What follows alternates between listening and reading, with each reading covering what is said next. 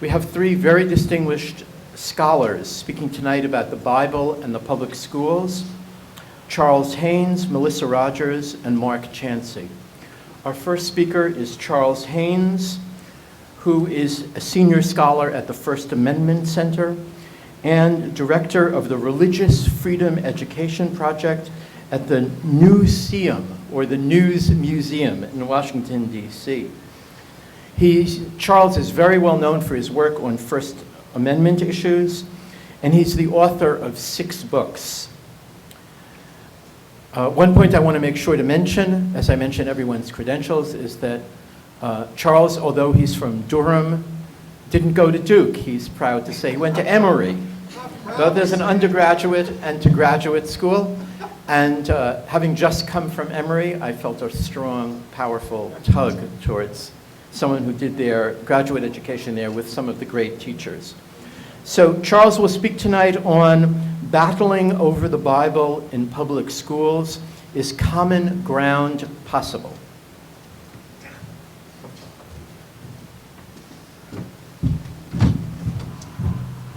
Thank you very much, and I'm not proud that I didn't go to Duke.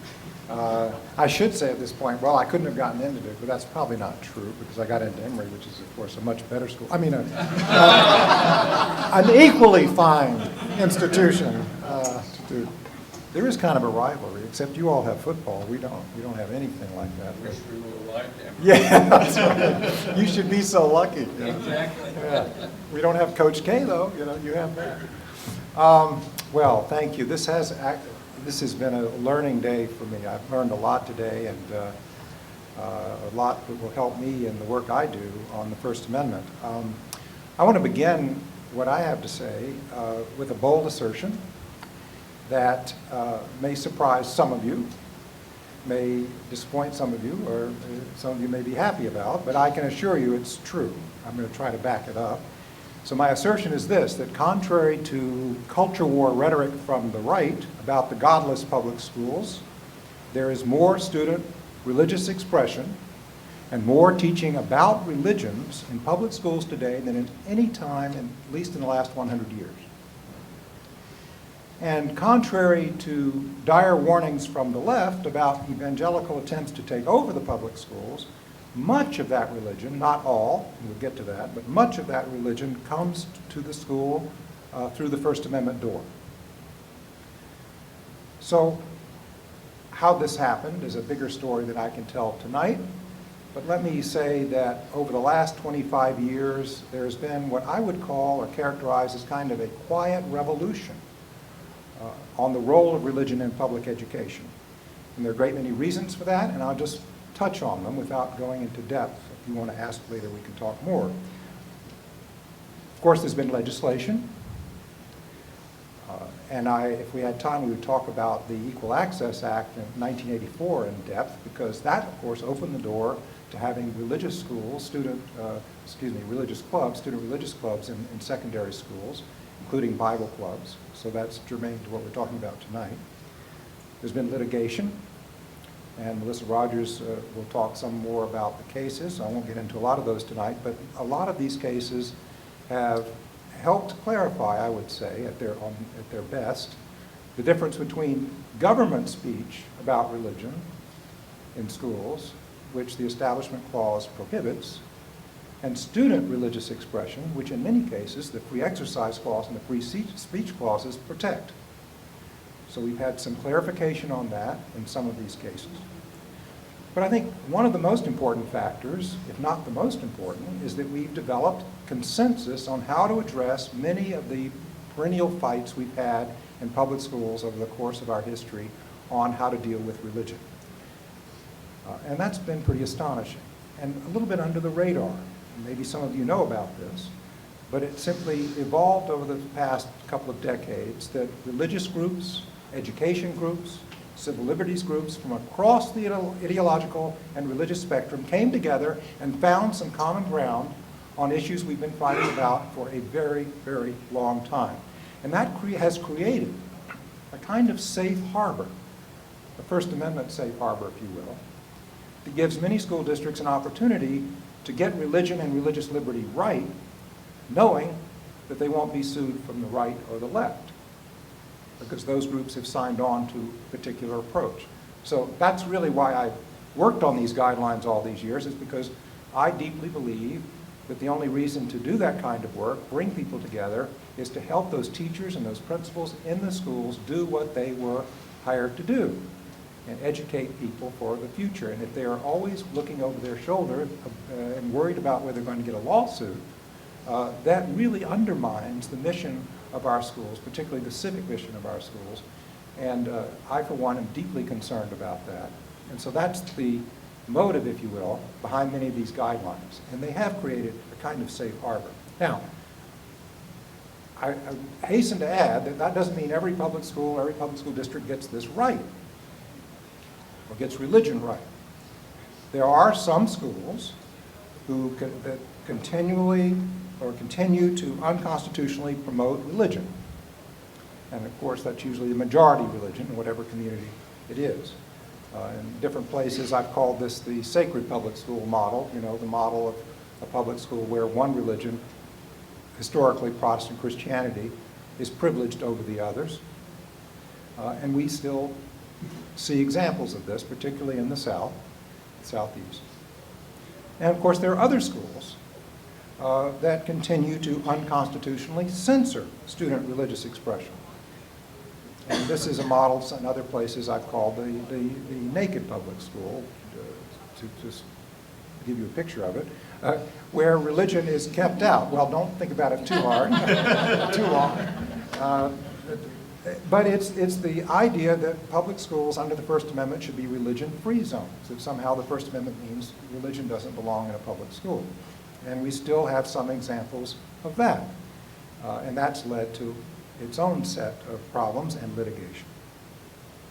And I would say virtually all public schools still fall short of taking religion seriously in the curriculum. Now that's a big discussion, which we'll bracket out for the moment because I can't get into that.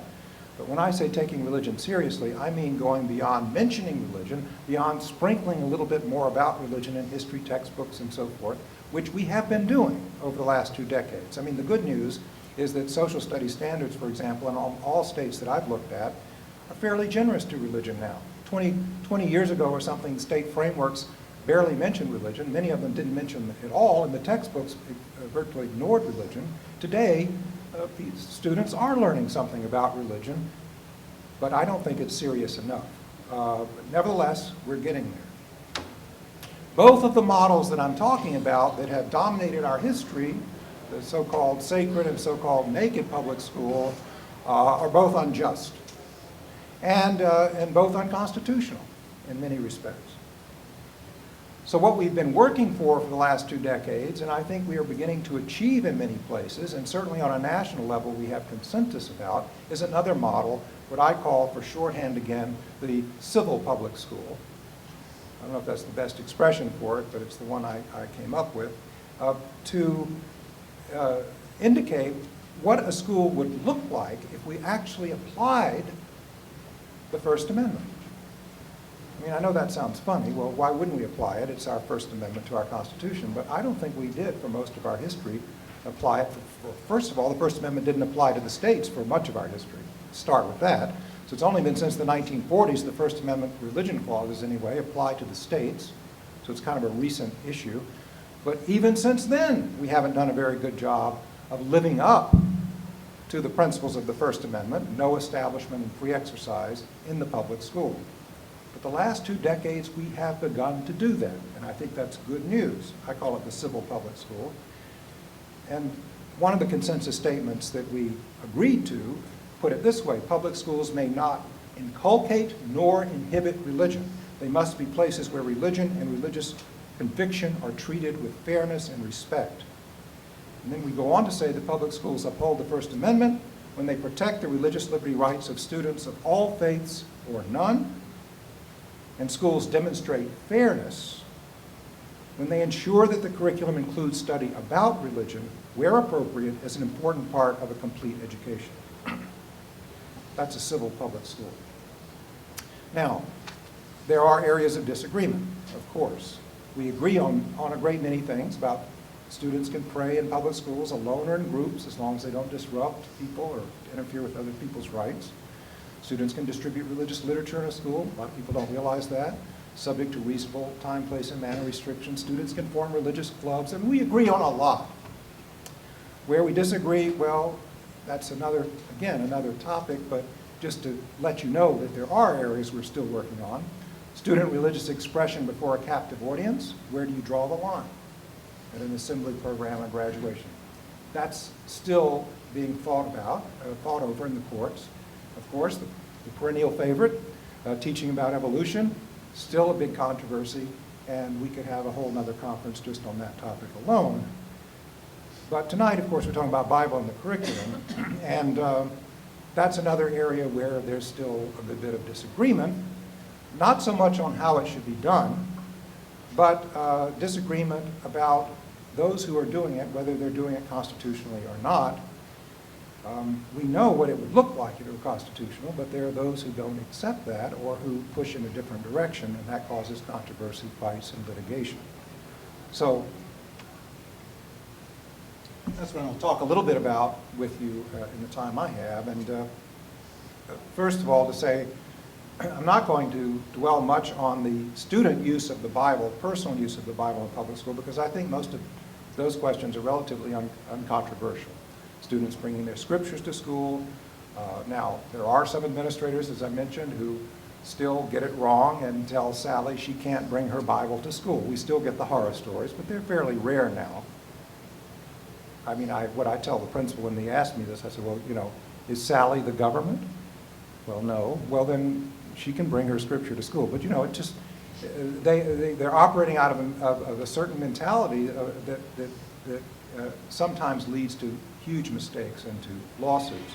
But most of that's uncontroversial. Bible clubs they're in many, many high schools across the country, and they're working pretty well. Another area that's not very controversial is when teachers include more study about the Bible in a literature class or in a history class. Generally speaking, that has not been terribly controversial. But Bible electives have been, especially in recent years. Now, a little backdrop to that. I won't do much of the backdrop to the bigger history of the Bible in the schools because I know Mark Chancey is going to talk about that, and he knows more about it than I will ever know. But let me give you just a little of the recent history in the world I operate in. First of all, a lot of the Bible courses that we have inherited from earlier years, going all the way back, say, the 50s or even earlier, were those kind of Sunday school-like classes where the local church might fund it. They might send somebody in to teach it, sometimes called the Bible ladies, particularly in Texas. They'd come in and they'd teach pretty much like what they do on Sunday morning. So that was the model for a long time. And of course, after the Supreme Court in the 1960s struck down state-sponsored religious practices in the public schools, including devotional reading of the Bible and so forth, many school districts started to clean up their act a bit. Not all, so some of these courses just kept going. And I think in many cases, actually, many of the folks didn't think that they were doing anything unconstitutional by just teaching the Bible. So I'm not saying that they were involved in civil disobedience over this. I think they really did think that you just open the book and you teach it. Here's your history and so forth and so on. So that approach survived even the Supreme Court decisions. But after the Supreme Court decisions in the 1960s, early 1960s, there was a spike in interest in teaching about religions in public schools. Some because, well, if we can't have teacher-led prayer, let's at least have religion come in the curriculum. Others because, well, this is now an opening for us to have literacy about religion, because the Supreme Court has made it clear that teaching about religion is fully constitutional. So let's support it. So there were different motives, and there was a big spike in interest in the country in doing this. And so for a while we had Bible courses proliferating, electives proliferating, with teachers who went to summer institutes to learn how to do it and so forth. It was a major project. I will say the downside of it can be captured in the title of the most popular textbook of the time, the Scott Forsman textbook. It was called Bible as/in literature. And if that's a little awkward, it's because they were really, really trying to underscore that this was not a religion course. I mean, I know that sounds odd. It's a Bible course without religion. Now, that's the downside, is that they were so afraid to deal with how people understand the Bible religiously that they didn't. And they treated it as literature only, which of course it's not. And so I think that, and those courses gradually died away. The support for them kind of died away. But in more recent decades, when we had this new consensus that I mentioned earlier on how to teach about religion in schools, how to deal with these issues under the First Amendment, and we had all these groups from the right and the left supporting this, some folks saw this as an opportunity to do what they were not able to do before. And I'm sorry to say, with not very good motives about it, so they would quote the guidelines. This is how you teach about religion or about the Bible under the First Amendment, and all these groups agreed to it, and then they would produce materials that were unconstitutional. So I'm a little embarrassed to say that the work I did gave the imprimatur to a lot of unconstitutional material. But, you know, you need guidelines, even if people are going to misuse them. But some people did, particularly a group that Mark Chancey is really an expert on because he studied them closely, the National Council on Bible Curriculum in Public Schools, which is headquartered here in North Carolina. So they used the guidelines and quoted the guidelines, but they didn't apply the guidelines. And wherever their materials were discovered, there would be a fight often. Or much of the time, these places aren't discovered. They're under the radar. But when they are, there would often be a fight, and there were some legal challenges in Florida, the Fort Myers case, and other cases that perhaps Melissa Rogers will point to in her remarks. So I won't get into all those cases. But it became increasingly clear to me by the late 1990s that we needed guidelines on how to deal with the Bible in public schools. I honestly thought that we had done that with guidelines on how to teach about religion in the public schools. I thought, well, that's enough. But I saw that unless we had guidelines explicitly on the Bible in public schools, we would not have any, we would continue to have these kinds of problems. And so we got together and we worked on them. I think, actually, I don't remember, it was 1.5 years or 2 years of drafting, which is a pretty small booklet for that many months of drafting. But when you think about this against the backdrop of, 150 years of battling over the Bible in public schools, getting agreement on language on the proper role of the Bible under the First Amendment, if it only took 1.5 years, that's not so bad. So in a way, it was quick. But we did finally reach agreement with people on different sides. Not everybody. None of these guidelines have everybody, but the key is to get people on different sides that will give it credibility. In other words, if you have the Christian Legal Society and the National Association of Evangelicals, then the other conservative Christian groups are probably not going to be able to attack it because those groups are on it. So even if they weren't there or didn't want to be there, you have to have somebody or some groups from that side to make it credible. On the other side, I didn't get ACLU to sign on to these. They weren't against the guides, but they just didn't want to sign on to guidelines. But People for the American Way did sign on.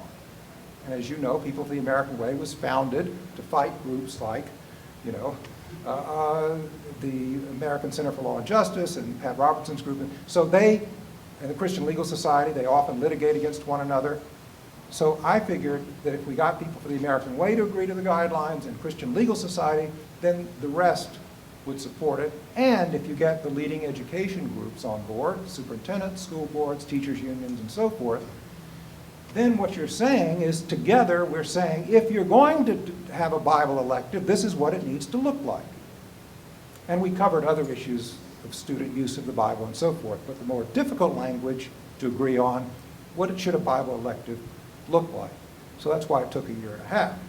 But we did it, And after we did it, after it came out, and we were saying together that we thought biblical literacy is important. I think that was a significant thing for us to say together, left to right, that it is important that students learn something about the Bible.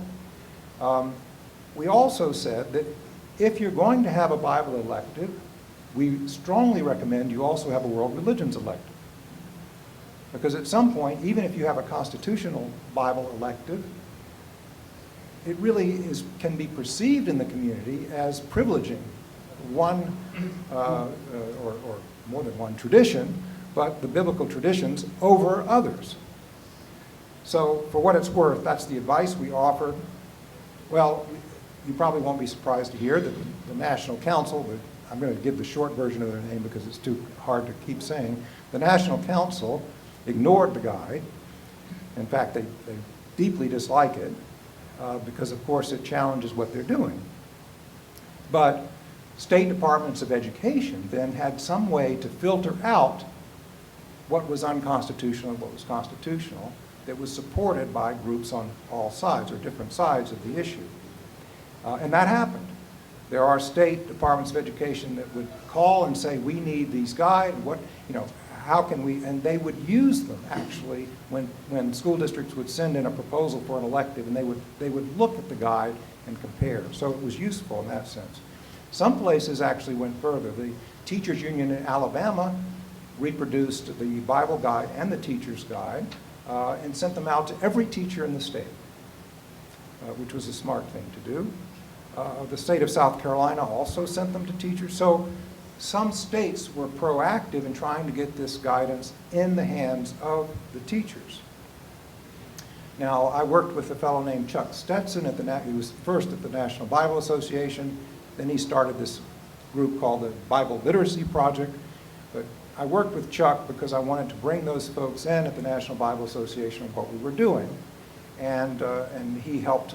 And so he decided, after the guide came out, to produce a textbook on how to apply what he thought the guidelines were saying in a textbook, because there was really no national textbook available for a Bible elective. And he produced, the Bible Literacy Project produced a textbook called The Bible and Its Influence.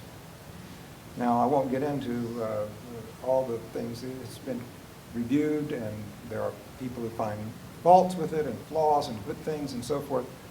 I'll say this, it's constitutional. And that's my first concern. I'm not in the business of promoting textbooks or denigrating textbooks, but if they're unconstitutional, then that's a real issue for me. In any case, with all of its flaws or weaknesses or strengths, it's the only thing out there that competes with the National Council's material. And of course, that sparked another war. Again, a kind of under-the-radar war. Maybe you haven't been following this subterranean war. And in many ways, it's been a family feud, because Chuck and many of the others who support the Bible Literacy Project, many of them are very conservative religious people, Christians. Well, the people who founded the National Council, they're supported by many leading conservative Christians, evangelical leaders in the country.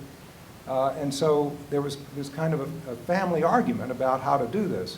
And I will say the Bible Literacy Project took the view, we should try to do this right.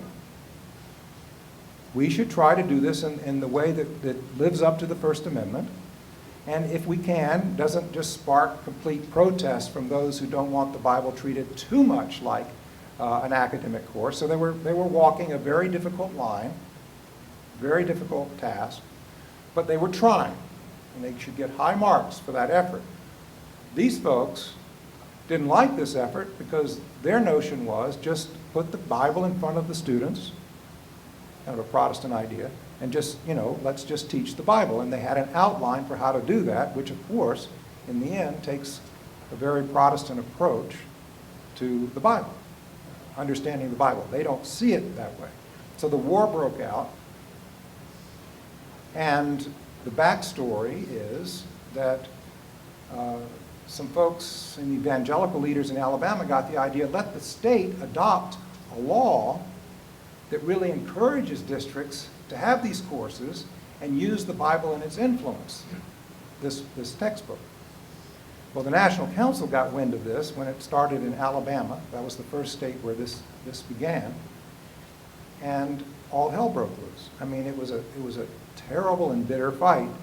And the National Council torpedoed the bill, which in Alabama happened to be led by the Democrats because they were in charge of the State House at that time. And they got the Republicans to stop it. And so it died.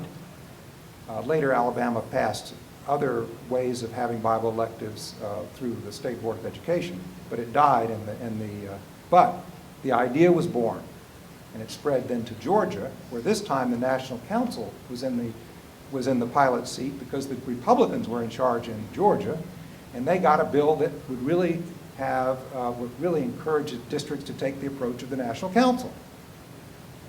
You can't have a textbook other than the Bible, for example, which of course is to keep the textbook out and to have their approach in, and so forth. So the Georgia Bible bill, which was the first in the nation to pass, had no safeguards, no way of ensuring that teachers were prepared to teach this, and it had all kinds of signals in it that you should adopt the National Council's approach. A very bad piece of legislation, in my view.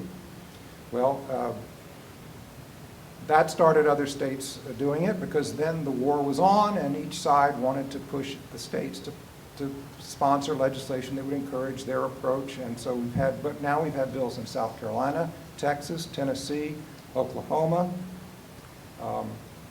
Most of these bills are not very good bills from a First Amendment point of view. I think in Texas, thanks to the work of the Texas Freedom Network and people like Mark Chancey, they put in some safeguards about First Amendment training for teachers, so they tried. They knew they couldn't stop the bill. Now, unless you might be thinking, well, why this legislation in the first place? Can't schools have electives? Do they need legislation? Well, no, they don't. In other words, in all of these states, I think it's true in all of these states, there could be and have been Bible electives without a bill. The idea behind the bill is to push school districts to do this, offer some state support and encouragement, whereas before it had been a kind of ad hoc activity by the different districts. And this, of course, then means that there are going to be more courses and more need for guidelines, more need for good materials, more need for teacher training, none of which the legislation in any of these states spoke to. I will say that more recently, the last two bills that passed this year, I think the Georgia bill passed in 2005 I lose track of the year. It's been a while. It's around 2006. 2006, thanks. Well, this year, the latest two bills were in South Dakota and Arizona. And Melissa may have a different take on them. I think these are far better, particularly the South Dakota bill. And the reason is because it has the fingerprints of the Bible Literacy Project all over it. And I have not talked to them about it, but I know well this group, and I know the people who run it, and I think they're honorable people. And I think they have been trying to get legislation that will reflect the guidelines that they helped work on in the first place, and reflect an interest in the First Amendment. So the language of the South Dakota bill has First Amendment language and the importance of that. It has language about teachers needing to be prepared to do this appropriately. It has language about using materials that are sound scholarship. So I give pretty high marks to the South Dakota bill. To the extent that it will be carried out is another issue. Arizona doesn't have as much of that, but it's far better than those early bills we had in places like Georgia and South Carolina. So, where are we today? That's hard to say. I think, Mark, it's fair to say we don't know how many Bible electives are being taught around the country. A lot of states will not even keep track of how many electives are being taught. So I don't think we have a good idea, except in places like Texas, where you're doing your good work of looking at actually what's being taught. Years ago, People for the American Way did a study of the Bible electives in Florida and looked at 41 of them, found most of them unconstitutional by their lights, and they were probably right. That was many years ago. So we don't really have a good handle. Bible Literacy Project claims that it's in 580 schools this coming academic year, 130 in Texas, and that it has reached 90,000 students since 2006, when the textbook came out, Bible and Its Influence. Mark thinks that's probably inflated. Some of those courses have probably died or, not going to be really, we don't really know, but that's their claim. The good thing about the Bible Literacy Project is you can find out. They will talk to you about where they are for the most part. The National Council, on the other hand, claims that it is in 2,235 high schools, and it has reached 550,000 students. Now, if you are alarmed by that, because you're worried about the First Amendment, if you are, and I am, don't be, because that's probably not true. 22 schools, I would believe. I would even maybe believe 220 schools, maybe. That would be pushing it. I do not believe 2,235 schools. But whether I believe it or not, if you ask them, they will not tell you where these schools are.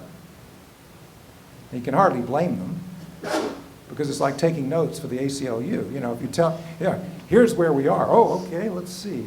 So they don't want to tell, and there are good reasons why. In the culture wars, this level of secrecy, but I think they also don't want to tell you because they're not in 2,235 high schools.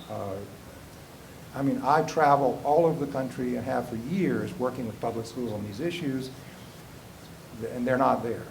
So let me end with the challenges and a little good news. The challenges are obvious to you. If you thought about this at all, or what I've said, the challenges are, how do you monitor all of this?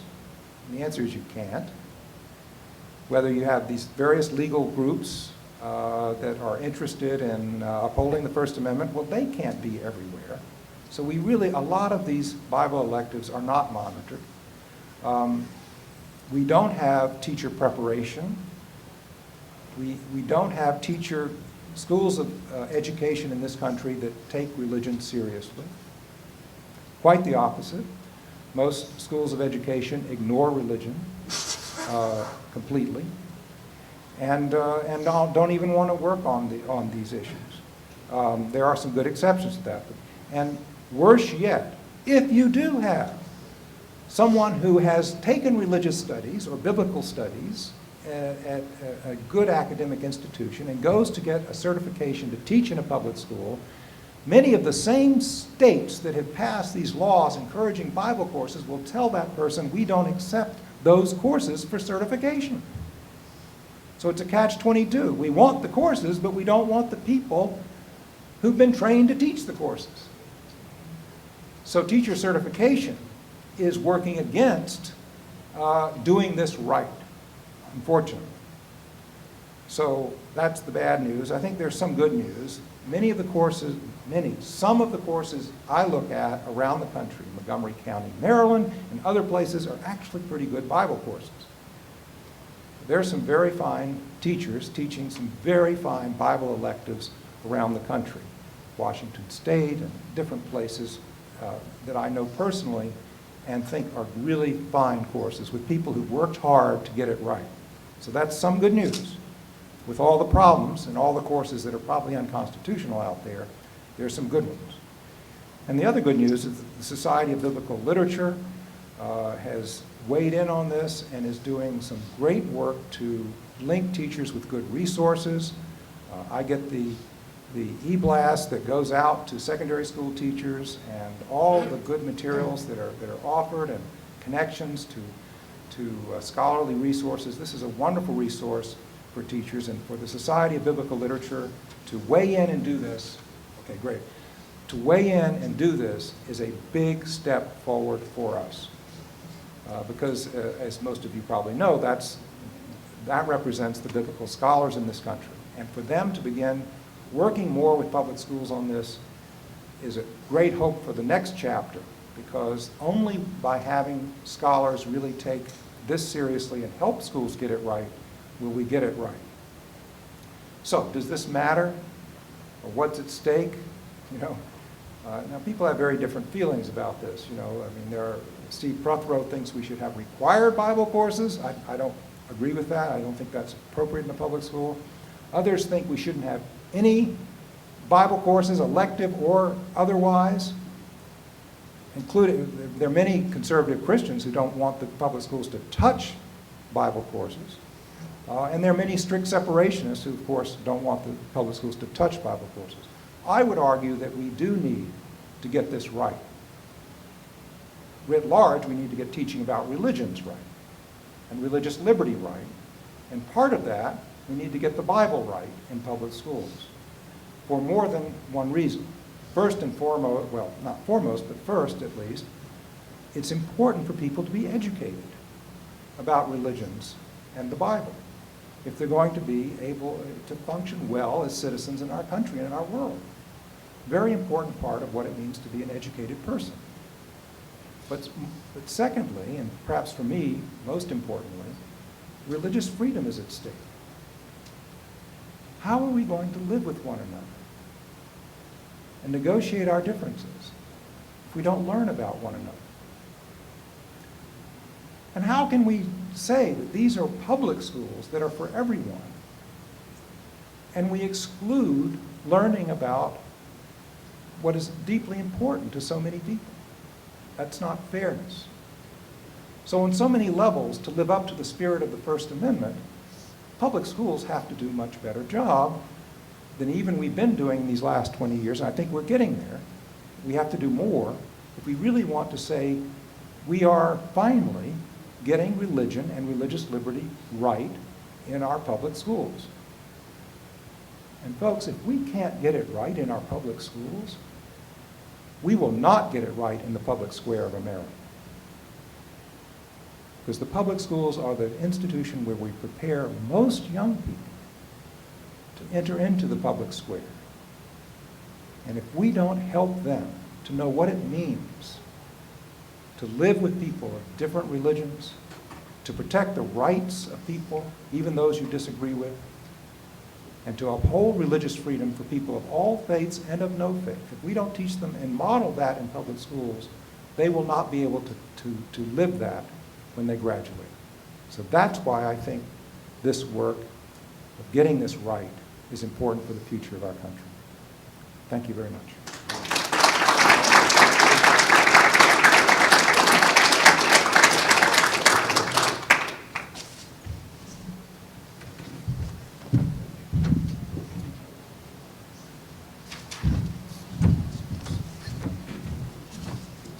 Thank you very much for that wonderful presentation. Our next speaker is Melissa Rogers, who's director of the Wake Forest University Center for Religion and Public Affairs. And the center describes itself as promoting research, study, and dialogue regarding the intersection of religion and public affairs. So it's an obvious choice for the topic and for our conference. And Professor Rogers was educated at Baylor University and University of Pennsylvania Law School. Melissa Rogers.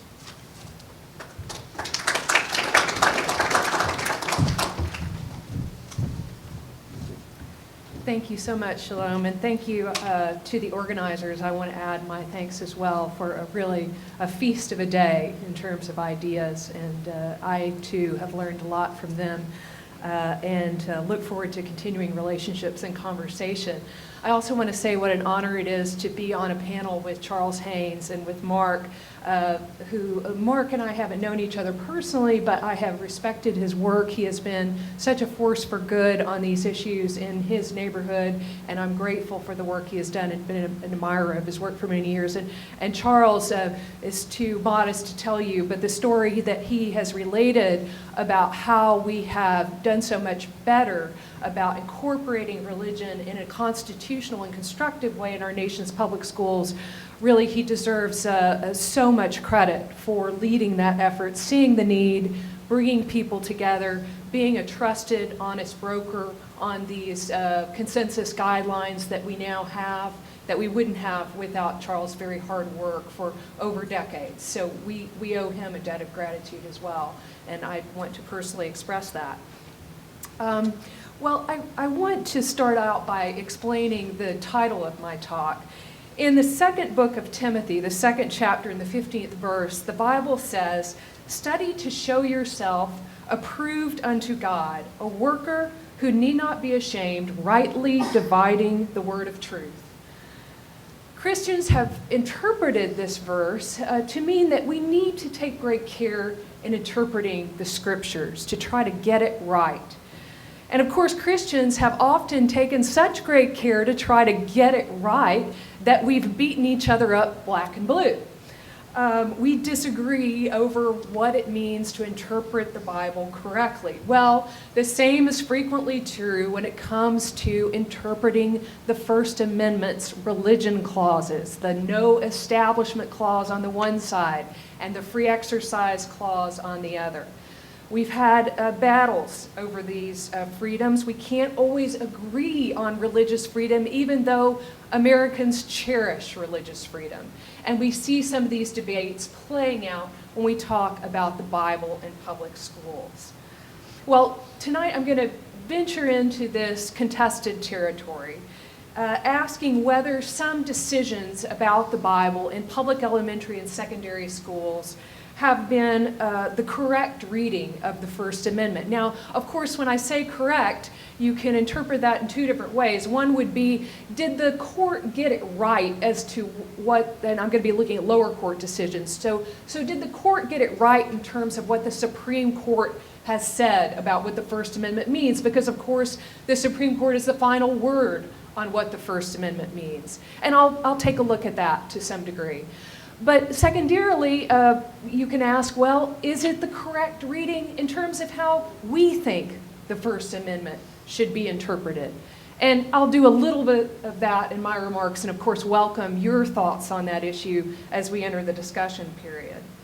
Well, I'm going to touch on a couple of areas. I think Charles did such a good job of giving you an overview of teaching about the Bible in public schools that I think I'm going to go to two other areas that I'd like to look at and then come back to teaching about the Bible if I have more time at the end. But in addition to teaching about the Bible, what I'd like to look at in addition to that are Bible distributions at public schools, something that we've experienced over the years, and also student expression about the Bible in the classroom setting and in a curricular setting. Now, to be sure, some cases in this area are easy. It likely wasn't a tough call, for example, for an Arkansas middle school to conclude that they had a problem on their hands when a teacher gave his students all Bible verses to carry around in their pockets and prayed with them before an exam to, quote, the teacher did not want the devil to be bound up, and he wanted the devil not to enter their brains when they were going to take an exam. And I think that it's fairly easy. We could probably agree that the Arkansas school came to the right conclusion when they had a problem on their hands there. Other cases are more challenging. For example, I'll take a look at cases in which teachers have told students, usually it happens at a fairly young age, when they say to kindergarten or first grade students, it's all about me week. How many of your parents and have had children have all about me week? And sometimes the teacher will tell the students, bring in a book, your favorite book, and you can read to the class a paragraph or something from this book, or even have a parent come in and read a paragraph from that book. Well, what happens when a student would choose the Bible as their favorite book and want to have either themselves read a portion of the Bible to their fellow students or have a parent do so for them? Sometimes, in these cases, public school teachers have told students that they cannot read from the Bible to their fellow classmates, and because they've been worried about sort of diffuse concerns about separation of church and state. Well, in these cases, sometimes the students and their families that wanted to read from the Bible have then sued the school based on the First Amendment, saying we have free speech rights here that are being violated and free exercise rights that are being violated by the school. Well, who's right in those cases? We'll take a look at them as well. Well, let me go just skip right over to the issue of distributing Bibles in public schools. Now, Probably some of you may have experienced this kind of policy yourselves, in which the Gideons International are invited into public schools to distribute Bibles. It's a fairly common practice in our country for many years. The Gideon organization describes itself as a missionary arm of the Christian church. And at times, these Bible distributions have even happened in the context of classroom settings or special assemblies where the Gideons are invited in to make a presentation and then hand out the Bibles to the students, often in elementary school settings. Well, the Gideons are not the only ones who have sometimes been given this kind of special access to public schools. For example, for 35 years, an Alabama school district has hosted assemblies for elementary school students that include Bible Man. Anybody heard of Bible Man? He's a Superman of some sort, but he tells Bible stories to this captive audience of impressionable youngsters. And this, from the press coverage, it seems evident that Bible Man is teaching what we would expect would be something like a Sunday school curriculum, not an academic type teaching of religion, which is certainly what is required when the school is sponsoring content about the Bible. The Constitution requires the school to do an academic presentation, not a devotional presentation. Well, these sorts of practices where the Gideons are given special access and allowed to encourage devotional practices, or what I can tell from what Bible Man does in the schools, they are staunchly defended in certain areas of the country, but they are clearly unconstitutional.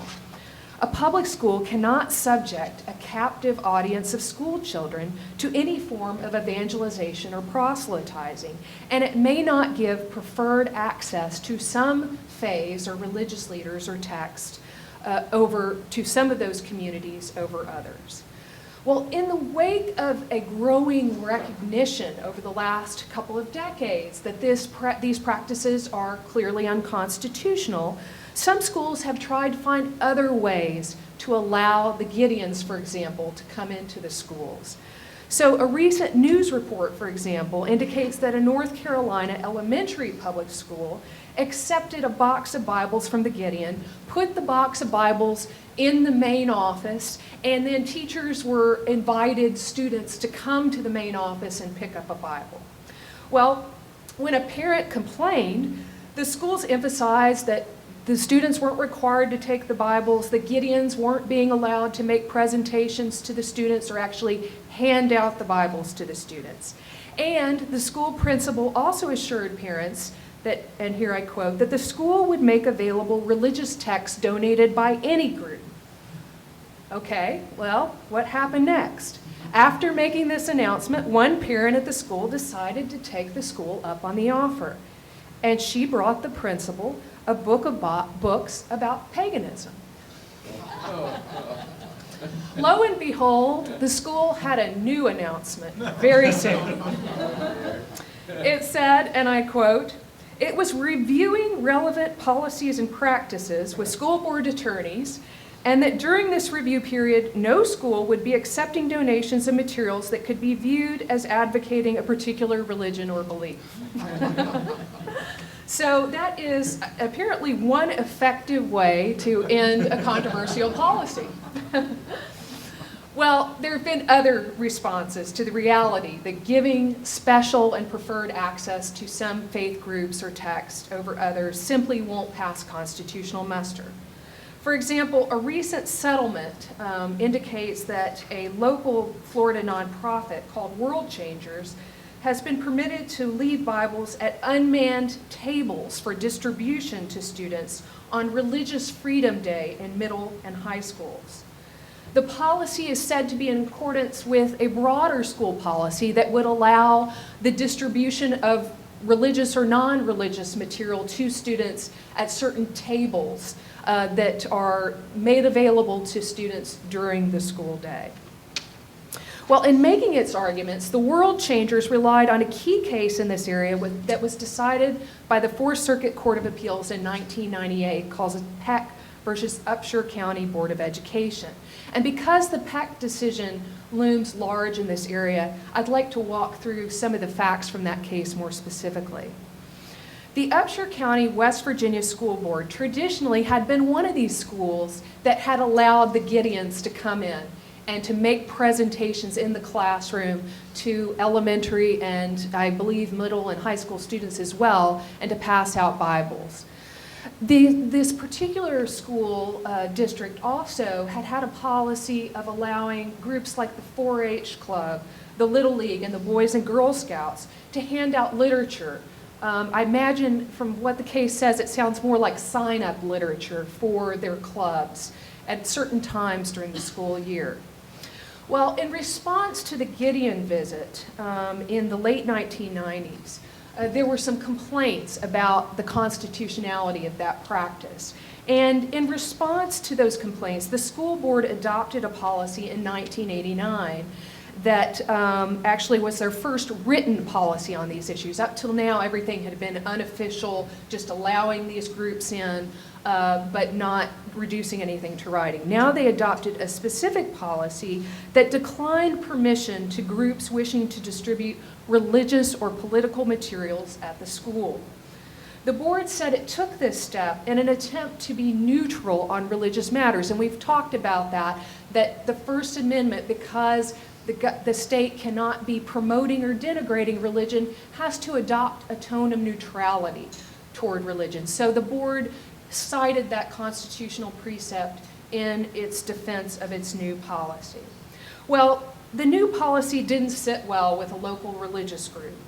They said it impermissibly discriminated against religious and political speech and pressured the school to adopt a policy that would allow Bible distribution at the school. In response, the school board crafted a new policy. It said that, to be quite specific about it, it reinterpreted its old policy. And here's how it did so. It said that on a single day during the school year, private community groups could come in and set up tables in school halls and libraries to make Bibles and other religious materials available to the school students. And the board said that this policy had to be seen as being part of a larger policy that allowed the 4-H Club to come in and the Boy and Girl Scouts to come in and make their materials available as well. And here, the school said that what we are doing here is not promoting or endorsing any of these materials. Instead, what we are doing is opening up government property for forums, for community groups to make their materials available to the students. Now, we haven't talked about this clause yet, but you all know about the free speech clause of the First Amendment, and it comes into play very often when we're talking about religion in the public schools, along with the free exercise clause and the establishment clause. And the free speech clause says about contexts like public schools that public schools don't have to open their property to community groups. They can say, no, you can't use our property, you can't come in. They can say that to everyone. But once they do open their property to some groups, then the question becomes, well, how do they, because they must, open their property to all similarly situated groups without making distinctions based on viewpoints? In other words, allowing in liberal groups but not conservatives, for example.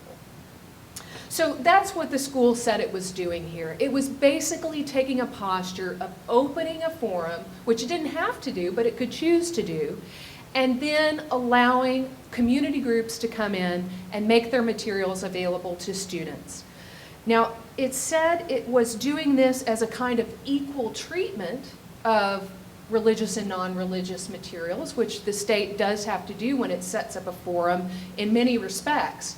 But at the same time, the government and the courts recognize that there are some special establishment clause concerns sometimes, and particularly when we're talking about public schools, where we have impressionable youngsters who may not understand everything that adults understand about forums and government property, and that this isn't government speech or government-sponsored speech.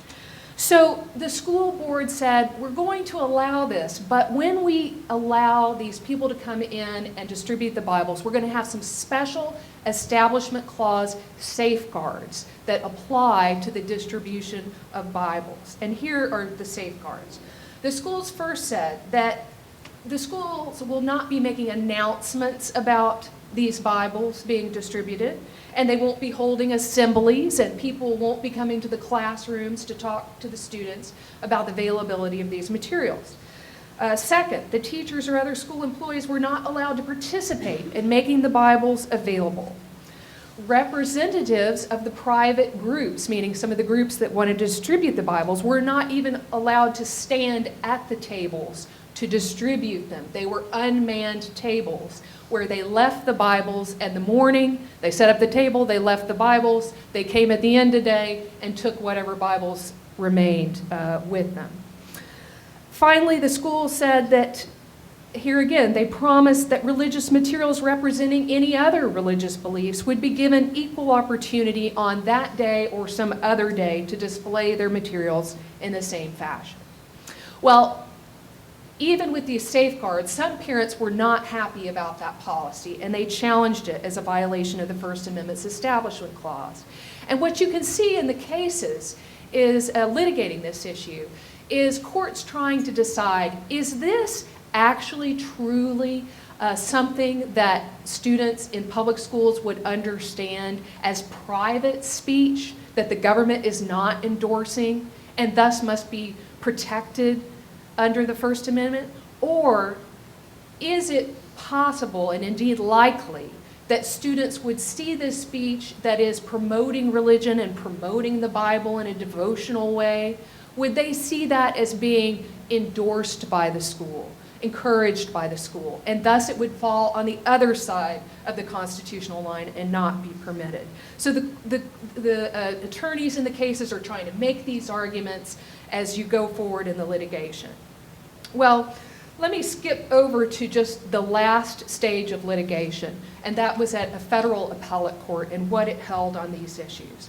A federal appellate court upheld this policy except for one aspect of it. They said that this, let me tell you the part they struck down first. First, they said this policy should not be observed in the elementary public schools because whether we think so or not, we think the Supreme Court, which has said many times that they're very concerned about young, impressionable children, we think that elementary school students may not be able to understand that this is a forum where the school is not endorsing the distribution of Bibles. So we don't think they invalidated the policy as it applied to elementary schools. But the appellate court upheld the policy as it applied to middle and high schools. And they basically bought the school board's argument. They said there was a secular purpose, which is something that the First Amendment requires in the Lemon versus Kurtzman test that you may have heard of. They said there was a secular purpose for the forum in terms of providing a range of educational materials to students and to establishing a forum that treated religious and non-religious speech similarly. They said that they too saw it as leveling the playing field for religious and non-religious speech. The decision of the appellate court on this issue, however, was not unanimous. There was a dissenting judge, and the dissenting judge pointed out, and here I quote, she said, "The Supreme Court has never held that the government can permit private groups to display sectarian materials, let alone Bibles, in public schools while school is in session." And she was correct about that.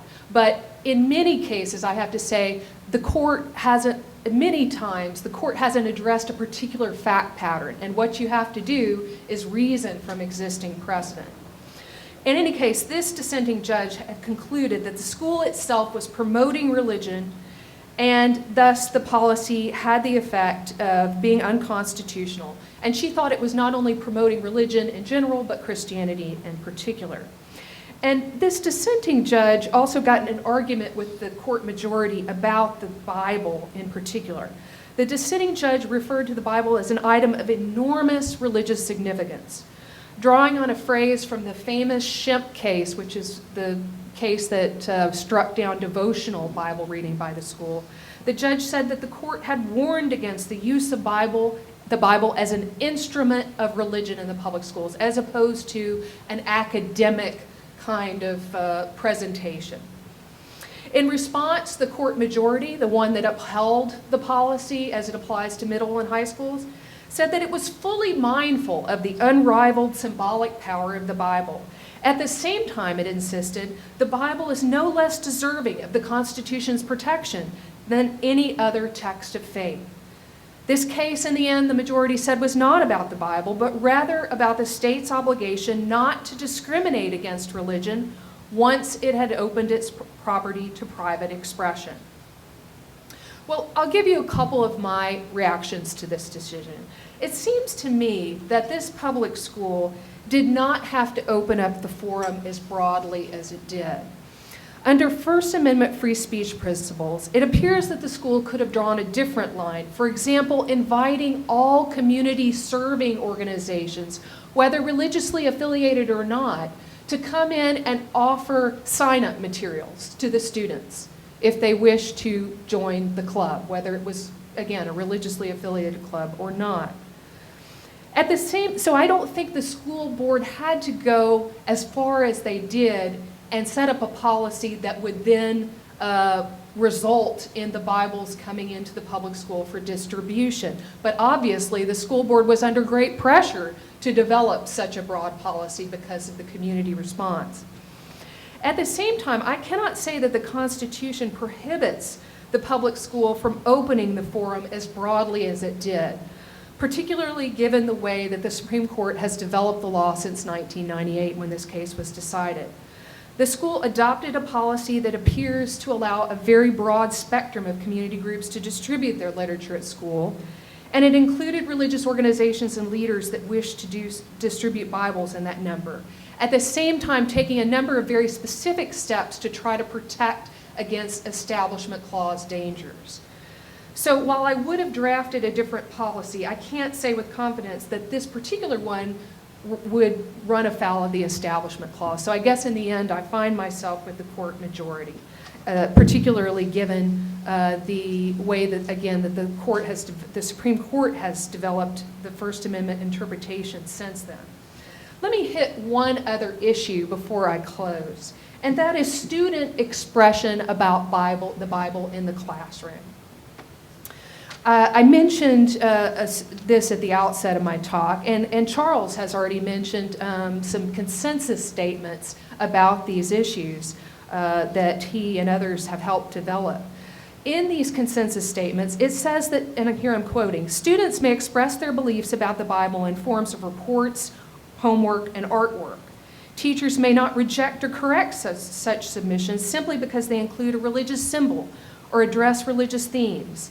Likewise, teachers may not require students to modify, include, or excise religious views in their assignments if germane.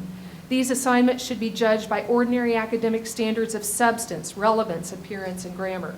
So you can see that there's been real progress in trying to allow students to include religious references in their assignments where it is appropriate to the assignment and the student chooses to do so.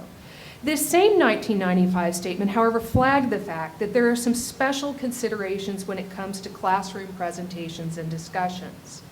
And that's where we get into some very difficult fact patterns that I referenced at the beginning of the talk about these all about me presentations. Because my time is short, I'm not going to go into all the details of these facts of these cases. Some of them present the all about me presentation that I described earlier. Others of them involve a sort of reading proficiency award where students who are able to read to a certain proficiency are allowed to choose their favorite book and then bring it in and read it to the classroom. And it can be any book, but the teacher's going to take a look at it first. And in these cases, what happens is that the teachers sometimes say, they don't always say this, but they sometimes say, look, you can't read from this book to your classmates. And the teachers will say a variety of things. They'll sometimes say that They're afraid that the classmates will understand the speech to not be of the student, but of the school, and because it would be a devotional reading, it's not appropriate for the school to be involved in that. They'll sometimes say that they're concerned about parents' rights to direct the upbringing of their children. They're concerned about parents complaining that their student, their child, was sort of a captive audience for a reading from another tradition's sacred text, and that was disturbing to them. They also will say things like they just feel that this is just too impressionable a group, and that some Bible stories would be upsetting to children, and that they cannot deal with that kind of controversy in this setting. So essentially, the teachers will make different decisions in this area. And what the courts do here is interesting. The cases essentially say that the Supreme Court has said, and the lower court cases say, that if there is a legitimate, what they call a legitimate pedagogical objective for limiting student speech in a context like this, then the school's actions are reasonably linked to that legitimate objective, then the courts will stand back.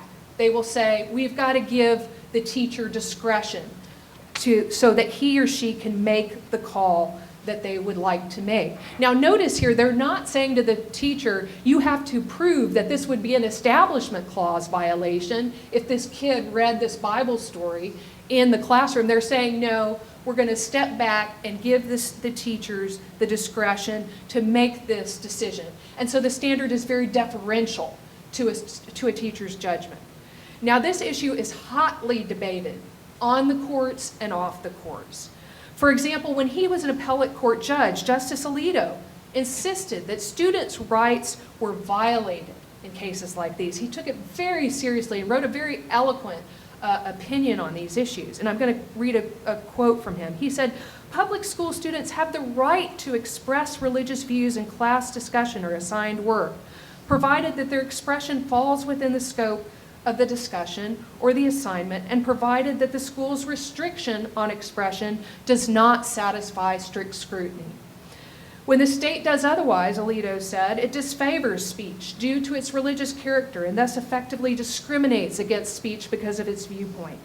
And viewpoint discrimination, as I referenced earlier, is highly disfavored in the law because it says, you can talk about a subject if you have one point of view, say a conservative point of view, but not a liberal point of view, something like that. Others push back hard against this argument, and they say that this isn't viewpoint discrimination. This is just saying that the teacher has to have some discretion, and you could talk about religious things, but there are times when the teacher will properly draw the line, and they'll argue in the alternative that even if it is viewpoint discrimination, the teacher should be allowed to do so because this is something that happens in the classroom. It's clearly something that's contexted in the public school workings, and the teacher needs the discretion. Well, for my part, I see strengths in the arguments on both sides of this issue. Courts and public schools, I believe, are too quick in cases like this to assume that elementary school students can't understand that this speech is not this is not the schools, but rather the students. Even very young children readily understand, I think, that an all about me presentation is all about me. It's not about the school. The school isn't speaking. My kids, I went to some of these presentations, and I think the kids get that. So I don't buy that argument that is sometimes floated in the case law and by public schools to say the kids might be confused about this. Further, I think a school's refusal to allow a student to share a Bible story may send a potent message to that student. And the message is, what you hold most dear is not allowed here. It's not appropriate. That's a very painful message and an unwise one, I think, to send to our nation's children. But I do have to say as well that I think, all things considered, I would come down on the side in this area of showing deference to the school. Having at one time been a teacher at this level myself, I understand that teachers need the freedom to make calls in real time based on the variety of facts that are presented to them. Some Bible stories, I think, could be upsetting to other children, and teachers need to be able to make calls on that. I also believe, as some of the courts have recognized, that it's a problem to have the courts micromanaging teachers and making every judgment of this sort into a federal constitutional case. So where I end up on this issue is to say that we need to work with teachers to understand that they shouldn't make a knee-jerk reaction to say that students cannot share their stories in many cases in these settings. They should not exercise their discretion to automatically stop this kind of storytelling from happening or reading from happening. So that is where, in a difficult case with legitimate arguments on both sides, I've come out. I welcome your own thoughts about that issue. Well, let me just conclude by saying the following. I hope this presentation makes clear that there are ways for us to work toward allowing space for sacred texts to play a role in our nation's public schools. And I think that we can do a good job with this and that we've made a lot of progress. But I think I would be remiss if I left things there, and here's why. At least when we're talking about allowing the distribution of the Bible along with other literature by community groups and permitting the students to read about the Bible in the classroom when they choose to do so and it's appropriate to the curriculum, this all sounds well and good to many. But what if we substitute each reference to the Bible with a reference to the Book of Mormon, the Quran, the sacred text of the Hindu, Jain, Sikh, or pagan traditions? What happens then? Does that change things?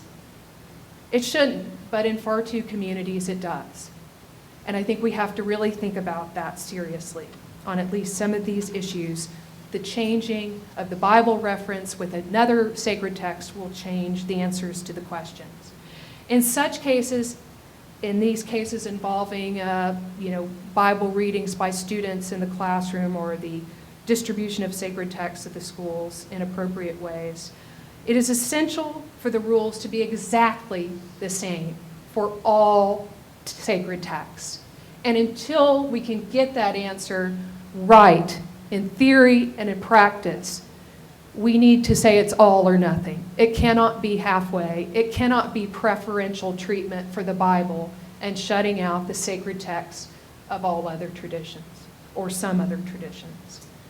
So in sum, I think we need to understand that it is all or nothing here. And in order to teach our children well, every school policy and practice needs to reflect this fidelity to the principles of religious freedom for all and of fairness. Thank you.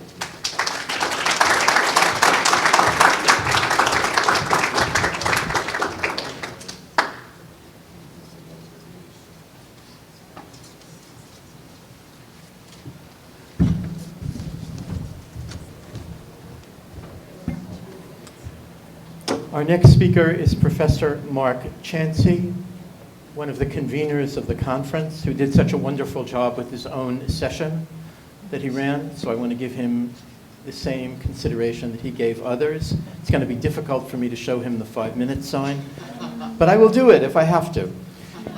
So Professor Chancey is a graduate of Duke, a student of the Myers. He taught at Duke and is now a professor at SMU, and we're thrilled to have him here.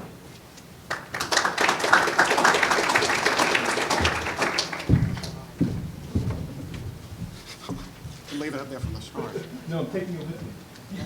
Well, thank you very much. I appreciate that. I was so excited when Eric and Carol and Shalom invited me to be a co-organizer of this conference.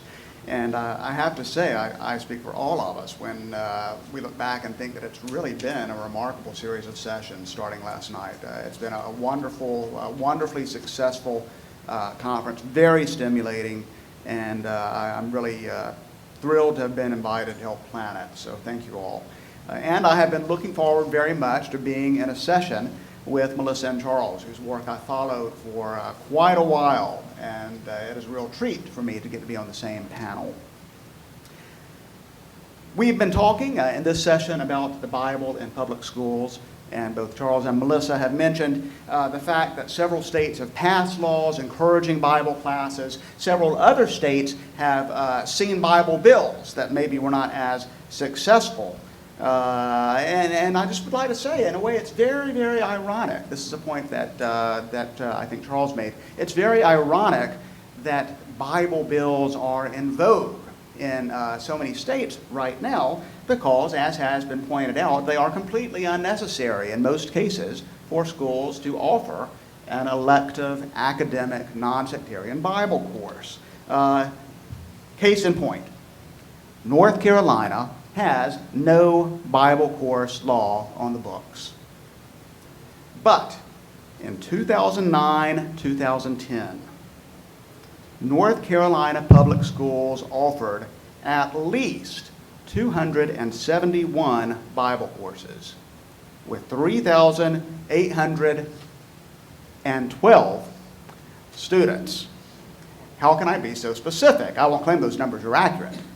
But the state keeps tabs of these things. North Carolina is one of the few places where you can actually get an official number, and they've been doing that for decades. Bible courses in North Carolina public schools have been drawing over 3,000 students since the 90s, and enrollment was only slightly lower below that. Sometimes high school, sometimes middle school, occasionally even the lower grades. So in North Carolina and elsewhere, these courses have been around for a while. In fact, my guess is that some of you here tonight took a Bible course in public schools. Is that true of anyone who's here? Will you raise your hand? Oh, this will be a first. No one here took a Bible course in public. But you were in Israel.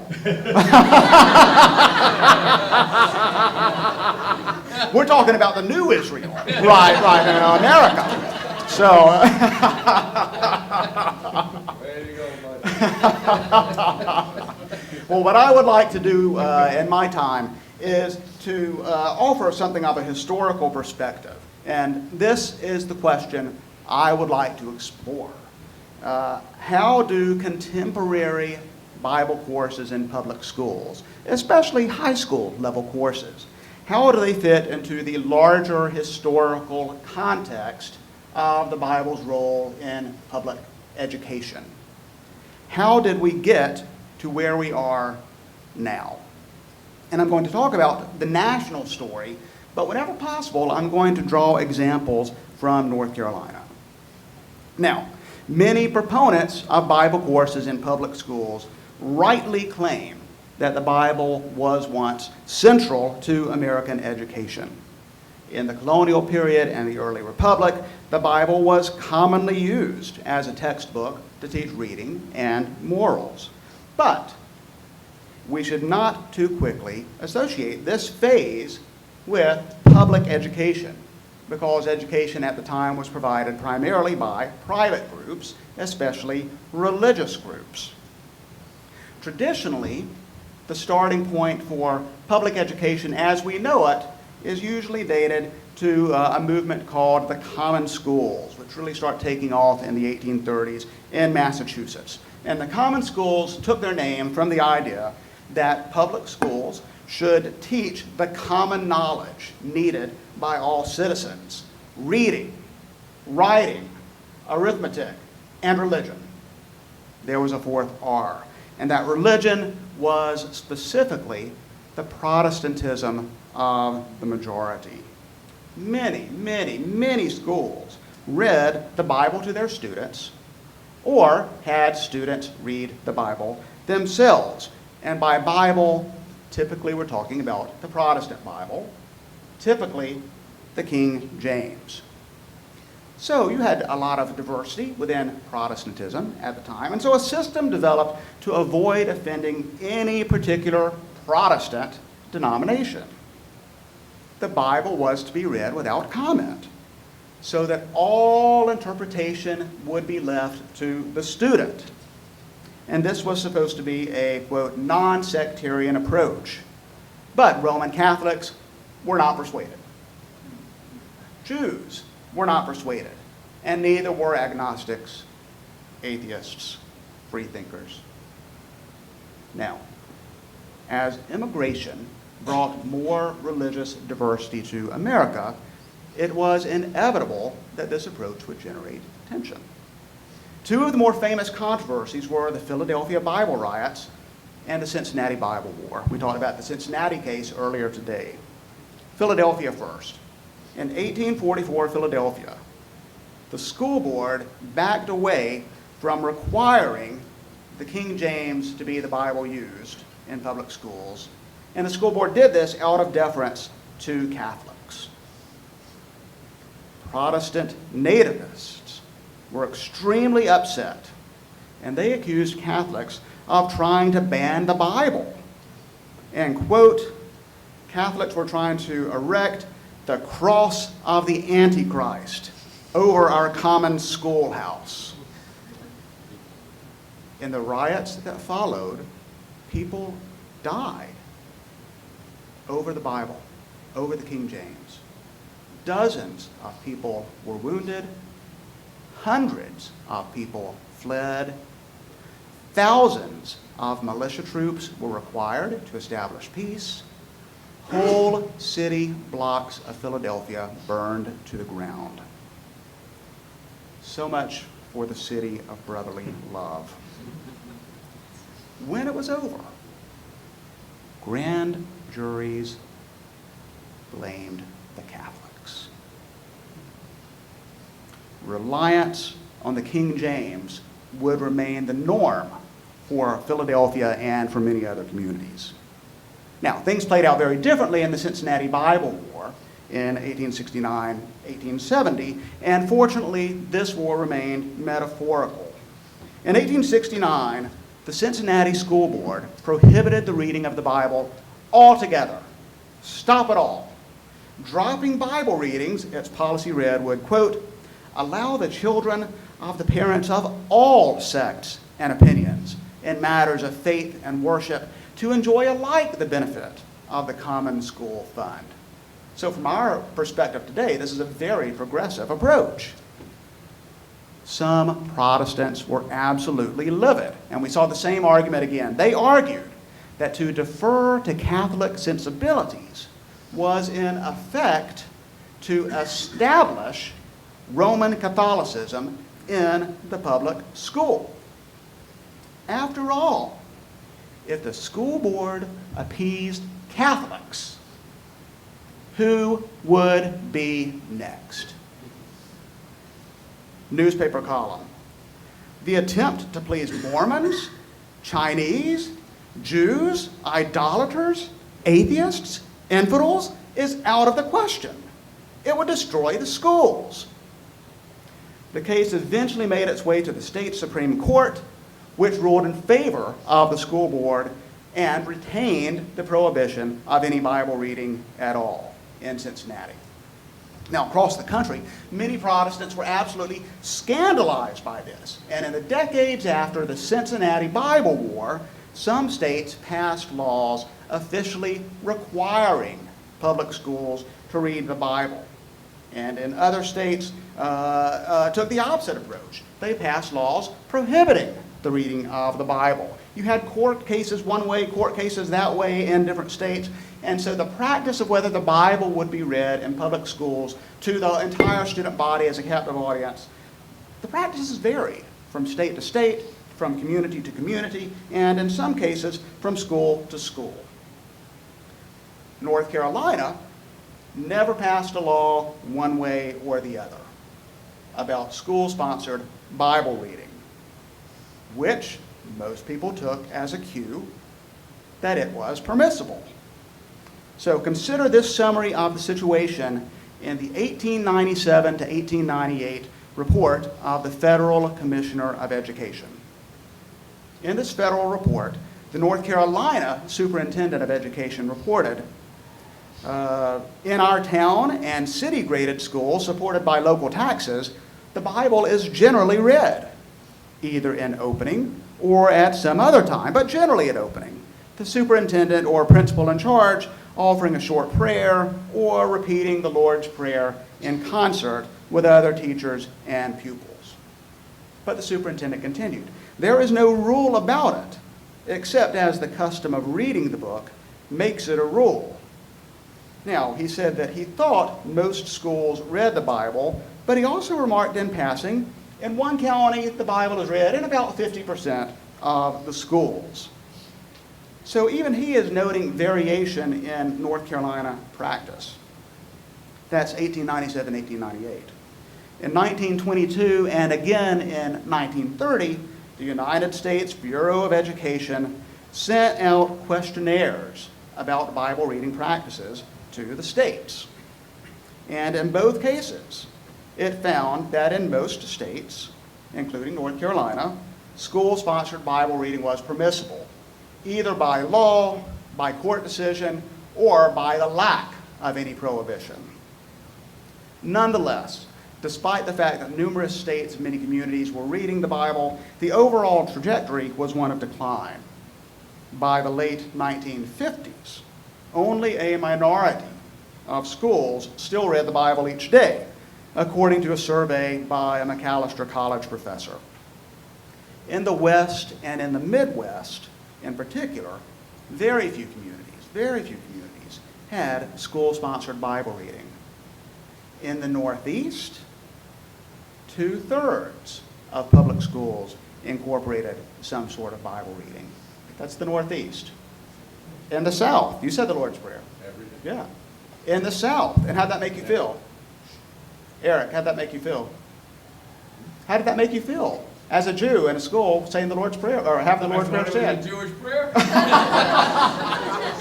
Well, in a way it is, isn't it? So, That's another lecture. that's another lecture, that's right. In the South, about in the South, 3/4 read the Bible each day. Now, I stress this point because a lot of times in contemporary popular discourse about this subject, you will hear the claim that back in the day, the Bible was universally read to students in public schools, and it's simply not true. It wasn't true 50 years ago. It wasn't true 100 years ago. It wasn't true in the late 1800s. Bible reading was never universal, although in many areas it was very common. All right, let me shift gears and look at a different topic. These are going to intersect. Now I want to talk about Bible courses as opposed to school-sponsored Bible reading. Academic Bible courses in public schools are primarily a 20th century phenomenon. So the beginning of the 20th century witnessed a real heightened interest in religious education. And many religious groups wanted to work together with public schools to foster that religious education. The result was a program called Weekday Religious Education. The traditional pioneer in this area was Gary, Indiana, which instituted a program in 1913. Weekday religious education took a variety of forms across the country. In some areas, schools let their students leave campus to go to religion classes off campus at their houses of worship. The courses were taught by clergy or other approved personnel, and then the students would come back. In other cases, schools 1 day a week would just end classes early so that students could go to religion classes elsewhere and not come back. And in still other areas, schools cooperated with houses of worship to offer religion courses during the school day on campus. Now, most of these programs were Protestant, but in some areas there were Jewish weekday religious education programs, there were Roman Catholic weekday religious education programs for Catholics who were in public schools and not parochial schools, there were Mormon weekday religious education programs, but most of them were Protestant. Some schools started awarding academic credit for these courses, and the pioneer here was North Dakota, which introduced a widely imitated Bible credit plan, actually even earlier than the Gary, Indiana plan. North Dakota developed a state syllabus for Bible courses, followed by a regular state exam. So this is 100 years ago, this year, this was introduced. Parents and churches would do the teaching, and the state would do the testing. Across the country, other communities started developing their own variant of these programs. Now, why were these school-sponsored co-ops, primarily with churches, why were these programs needed?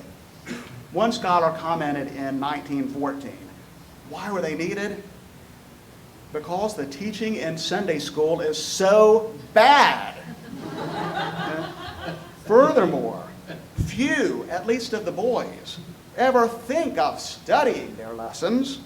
Now, you can see this is a flawed assumption for the whole program. He thought that if you gave a test, people would be required to study. I'll let you think about that one. No. By 1916 to 1917, North Carolina had begun tracking the number of students in its own Bible courses. That year, there were a reported 29 students in Bible courses. Just at rural schools, none at urban schools reported. This is 29 Bible students as opposed to 7,410 Latin students. And again, that's just at rural schools. By 1921, the number of reported courses was growing somewhat, and at that point, at least some communities gave academic credit for Bible courses. Seaborn, Kinston, Durham. These were for Sunday school courses of the type that Charles talked about. They had to meet certain requirements: certification, length of class, successful passage of exams. In 1921, the North Carolina Teachers Assembly, this is a forerunner of the North Carolina Education Association, declared, "We believe the time has come when schools should concentrate with the religious denominations in such a way that the Bible may be taught more effectively to the youth of our state." So you have the official teachers group endorsing this, because the Bible is, after all, the basis of good citizenship and community living, they said. Not much appears to have come from that 1921 proposal in the short run, but a few years later, by 1926, 1927, there were nearly 2,000 students taking Bible courses in North Carolina for academic credit. Now, many North Carolina courses sprang up in the mid-1920s and again in the 1930s. Charlotte started a course in 1925. A lot of courses across the country started around then. That Charlotte course lasted from 1925 all the way up until 1983, continuously run. Wilmington started off in courses in 1936. But the real change in North Carolina happened around 1940. That's when the number of Bible courses increased noticeably. Why 1940? Because of the efforts of a group called the North Carolina Council of Churches. Now, the North Carolina Council of Churches had been founded about 5 years earlier by a man named Shelton Smith, a Duke professor who founded the graduate program that I'm a graduate of, and that Eric and Carol and Shalom teach in, and Mark teach in. So the North Carolina Council of Churches initiated a joint venture with the state to promote religious education. They set up a committee on weekday religious education. This included the state superintendent of public instruction. North Carolina Education Association developed a Bible department that soon published a suggested 12-year program of biblical education for the public schools of North Carolina. So according to this book, printed by the state, the movement has grown rapidly as a strong force for the building of Christian character and a counteracting influence on juvenile delinquency. It described a system in which local churches and community groups would give the school board funds by which they would pay the teachers to teach the Bible course. The sole textbook would be the Bible. And the goal was unabashedly religious. Primary objectives for the high school course included to teach the Bible as the book among books, containing the supreme revelation of truth, the laws of God, the greatest of literature, and the inspiration for the best in art and music. Another goal for this public school Bible course, 1940, to help each student discover by experience a vital relationship with Jesus Christ, as his personal Savior, Lord, and friend. They did encourage a certain professionalization of these courses. They wanted teachers to have 15 hours of college credit in Bible before teaching it. There were very strict expectations that these courses had to meet, and the number of students in Bible courses began to increase noticeably, although never very dramatically. By 1943, Newsweek could say that North Carolina had the fastest growing state program for religious education in the nation, and enrollment often reached the high 3,000s by the end of the 1940s. Now, one of the challenges in creating a detailed big picture of weekday religious education is that we know the contours fairly well, but specific areas we have only snapshots. Fortunately, we have a really good snapshot of North Carolina in, say, 1947, because a grad student at UNC studied this for her master's thesis. She studied Bible courses in 69 school systems and found that 19 denominations were represented: Baptists, Methodists, Presbyterians, all the usual suspects.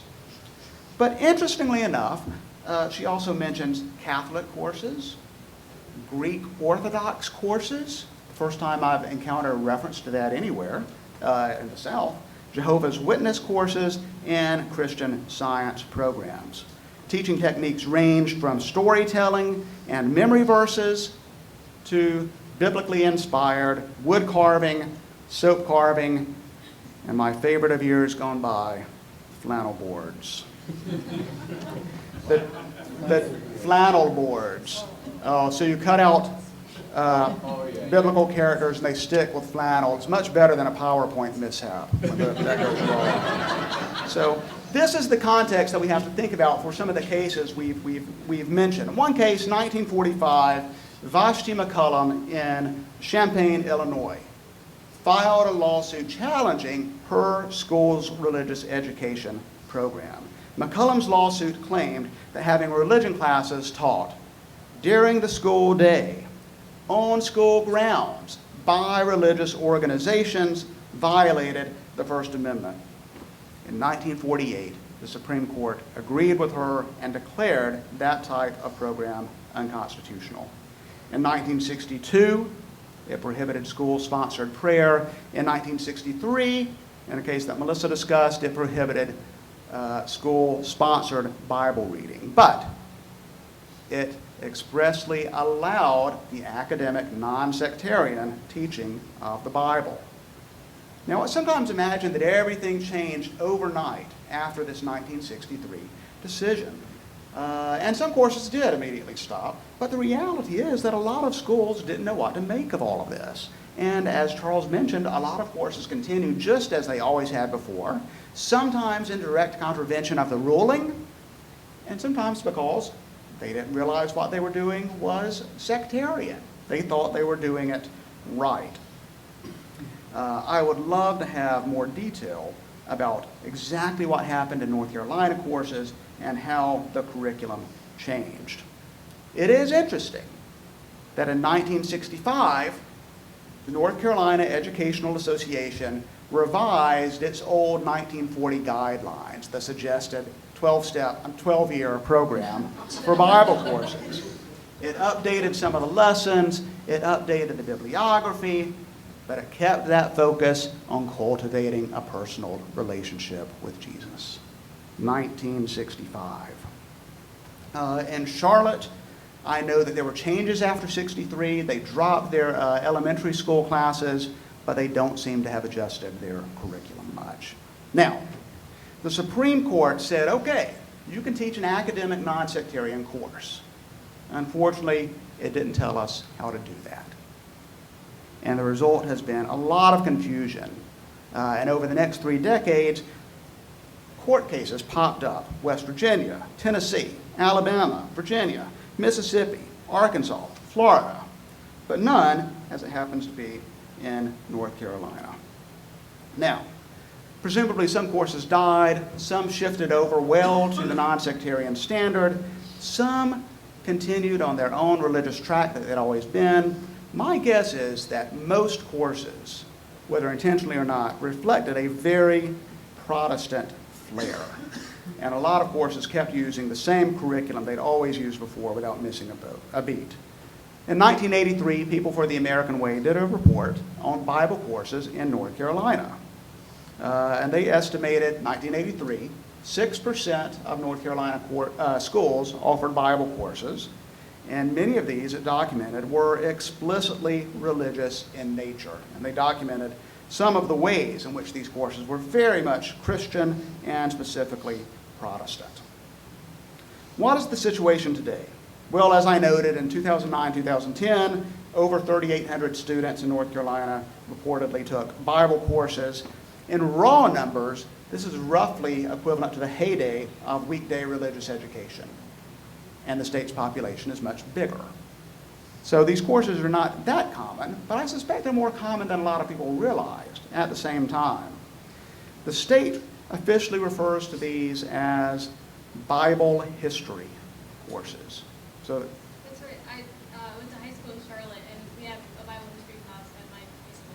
of course, there you go. See, it exists, the Bible history course. And this is in Charlotte, and this is a different course from the one that was offered from 1925 to 83. So eventually they re-upped it into what was intended to be a more non-sectarian course. Thank you. Yes, I'm so glad you said that. So it's Bible history is the official name. There are no requirements for the teacher to teach it, no certification, no official state guidelines or objectives or course standards, no state-approved list of textbooks. It is a complete free-for-all. And private groups continue often, and this is legal, to raise money to support these Bible courses. Private groups can do this as long as they give the money with no strings attached to the school district. So, for example, to support the Bible course in Concord this past May, you could get 10 pounds of Vidalia onions for $10, with the proceeds going to support the Bible course. In previous years, they've done sweet potatoes. In Mooresville, there were, Eric, this is for you, golf tournaments, and for me, barbecue sales to support the Bible course. What curricula do they use? Well, a lot of these courses are still what I call homemade. They're locally cobbled together from whatever resources the teacher happens to put together because the state hasn't given any help. And my guess is a lot of these homemade courses are very Protestant in their main orientation. That's one way. Another way is to use the curricula of the National Council on Bible Curriculum in Public Schools that Charles talked about. That's based over in Greensboro. Its board includes many North Carolina politicians, several national and state legislators from North Carolina, and our good friend David Barton that we've talked about so much, a leading Christian American nationalist, as well as noted biblical scholar Chuck Norris. Now, although the council says that its curriculum is completely non-sectarian and academic, the reality is that its various editions have promoted creation science, a 6,000-year-old earth, and an errantist approach to biblical claims, and even tabloid rumors like NASA's supposed discovery of a missing day in time that confirms the story of the sun standing still in Joshua 10. When I read that, I did what any reasonable person would do. I called NASA. The missing day in time was missing at NASA. I mean, this is an urban legend, and I wanted to see if they'd ever commented on it. And in fact, they do have it. I found a NASA webpage that says, is there a missing day in time? Of course there's not a missing day in time. Who believes in a missing day in time? Well, the people taking this Bible course, that's who believes in a missing day in time. Their foundational assumption for the National Council is that America should be a Bible-based nation. And so they really are trying to fuse Christian identity and American identity. So what's the cover of their curriculum look like? It's not a photograph of a manuscript. It's not a famous archaeological find. It's not a classic work of biblical art. It's the Bible and the American flag, because those obviously go hand in hand. Many schools use the Bible Literacy Project, which is definitely a step in the right direction. Now, where are we headed next? Not only in North Carolina, but also across the country. I suspect things are going to continue on their current course. Every year, a few states will debate Bible course bills. occasionally one of these bills will pass. Local courses will come and go. Some will be quite good. Others will be deeply problematic. Occasionally, a school district will find itself challenged in court. Why is it going to continue like this? Because arguing about the Bible's role in public education is a deeply rooted American tradition, as I've tried to show in this historical review. After all, there is nothing new under the sun. Thank you very much. Amen. The first thing then I have about the Professor Reinhardt's first, yes. Thank you. Those are all really fascinating. And I grew up in Canada, but I got a Bible in 5th grade as part of this Gideon thing and recited the Lord's Prayer. And I have no idea what the Canadian situation is now. My kids went to Jewish day school, but I'm going to try to find out. But I'm just, I'm curious about a couple of things. One is kind of on the broader social plane, what impact the Supreme Court decisions in the 60s had, and what was the was there a driver at that time that helped to push those decisions in a certain direction? I'm just curious about that, and I have a kind of a vested interest in a way. I'm just wondering whether, and possibly the answer is no, but the Bible epic and the focus of Hollywood on Bible movies as such basically stopped in 1965. And after that, you have a very small number of Bible movies that were produced as feature films for general distribution. I have no idea if those things are connected, but it's a fascinating coincidence. But my main interest really is on the broader social, the driver and the implications of the decisions. Happy to let Well, I mean, I think we all might have something to say. I mean, one thing to say is that a lot of the Bible departments in public universities came out of those 60s decisions. Because one of the reactions to the Supreme Court striking down state-sponsored religious practice in public schools was, well, what is the alternative? And so a great deal of interest in teaching about religion in K-12, but also in higher education, came out of those decisions.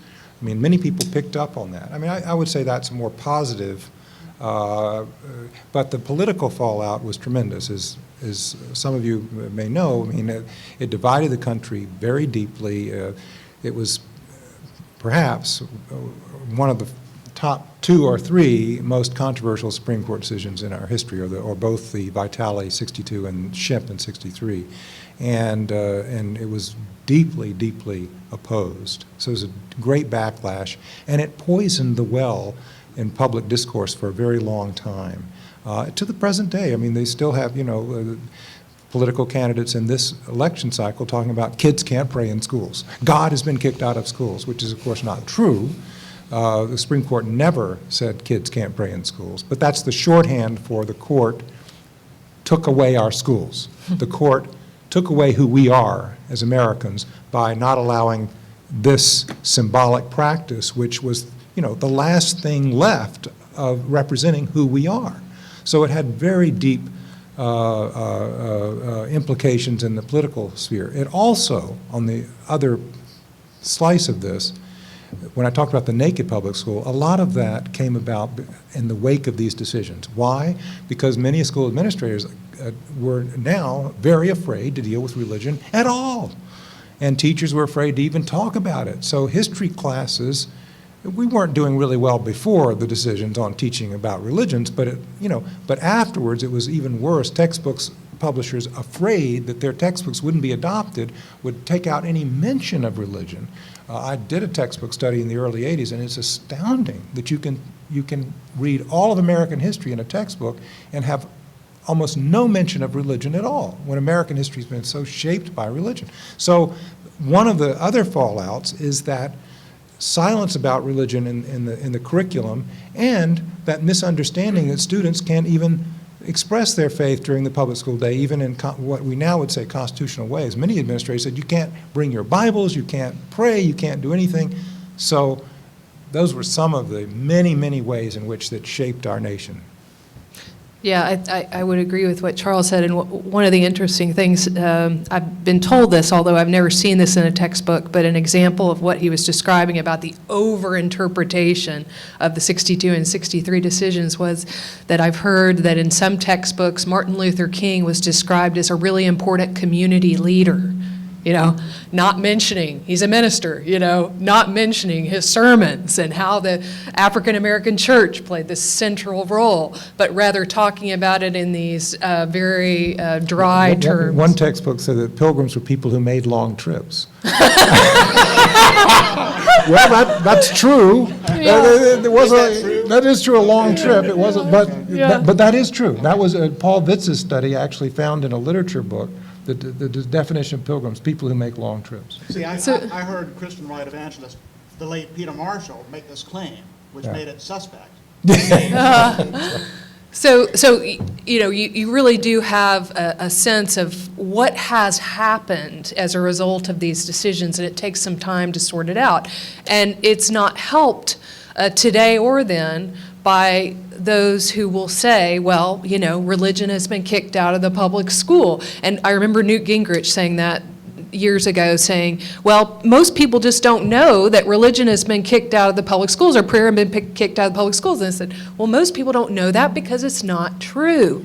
But if you keep saying that, it's certainly not going to help. The only thing I wanted to add just right now, because I want to give Mark a chance to talk, is we do still see polarization over these decisions, but one thing we also have seen is groups like the Christian Legal Society and the National Association of Evangelicals being very supportive of these decisions now as being correctly decided. Not just the Supreme Court said this, but yet that they're correctly decided because they appreciate that it would subject their children to whatever faith, tradition, and whatever type of prayer a school teacher might decide to offer.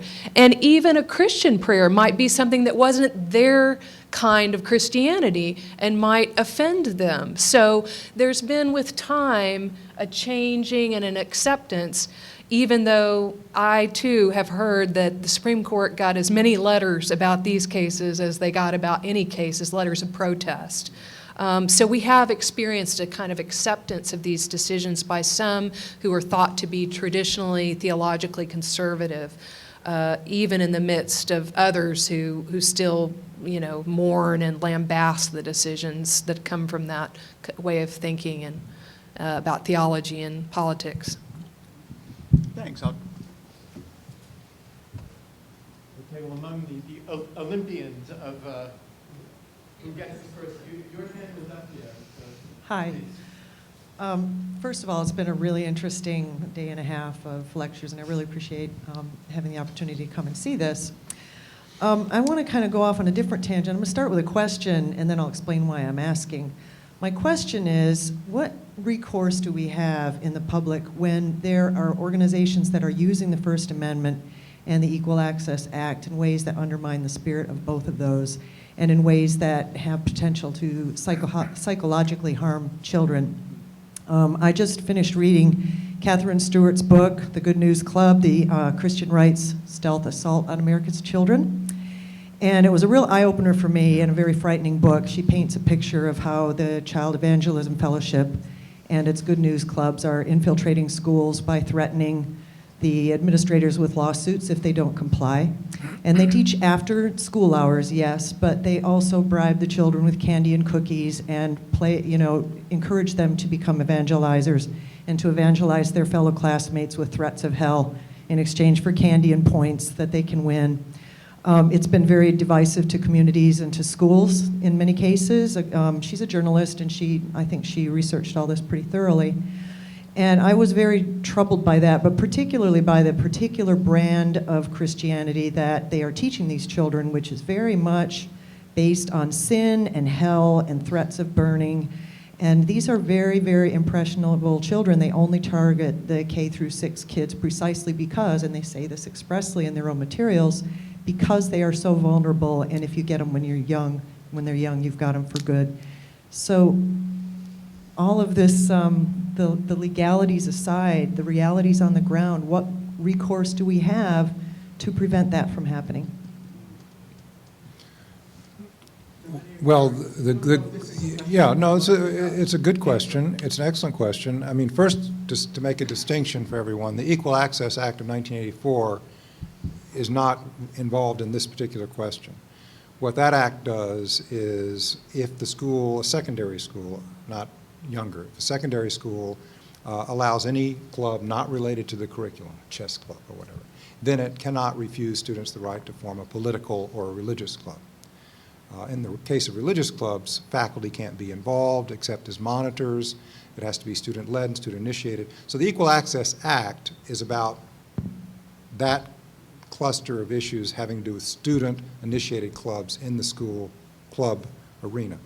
But equal access with a small e and a small a, you know, in terms of use of school facilities and non-school hours is another set of issues.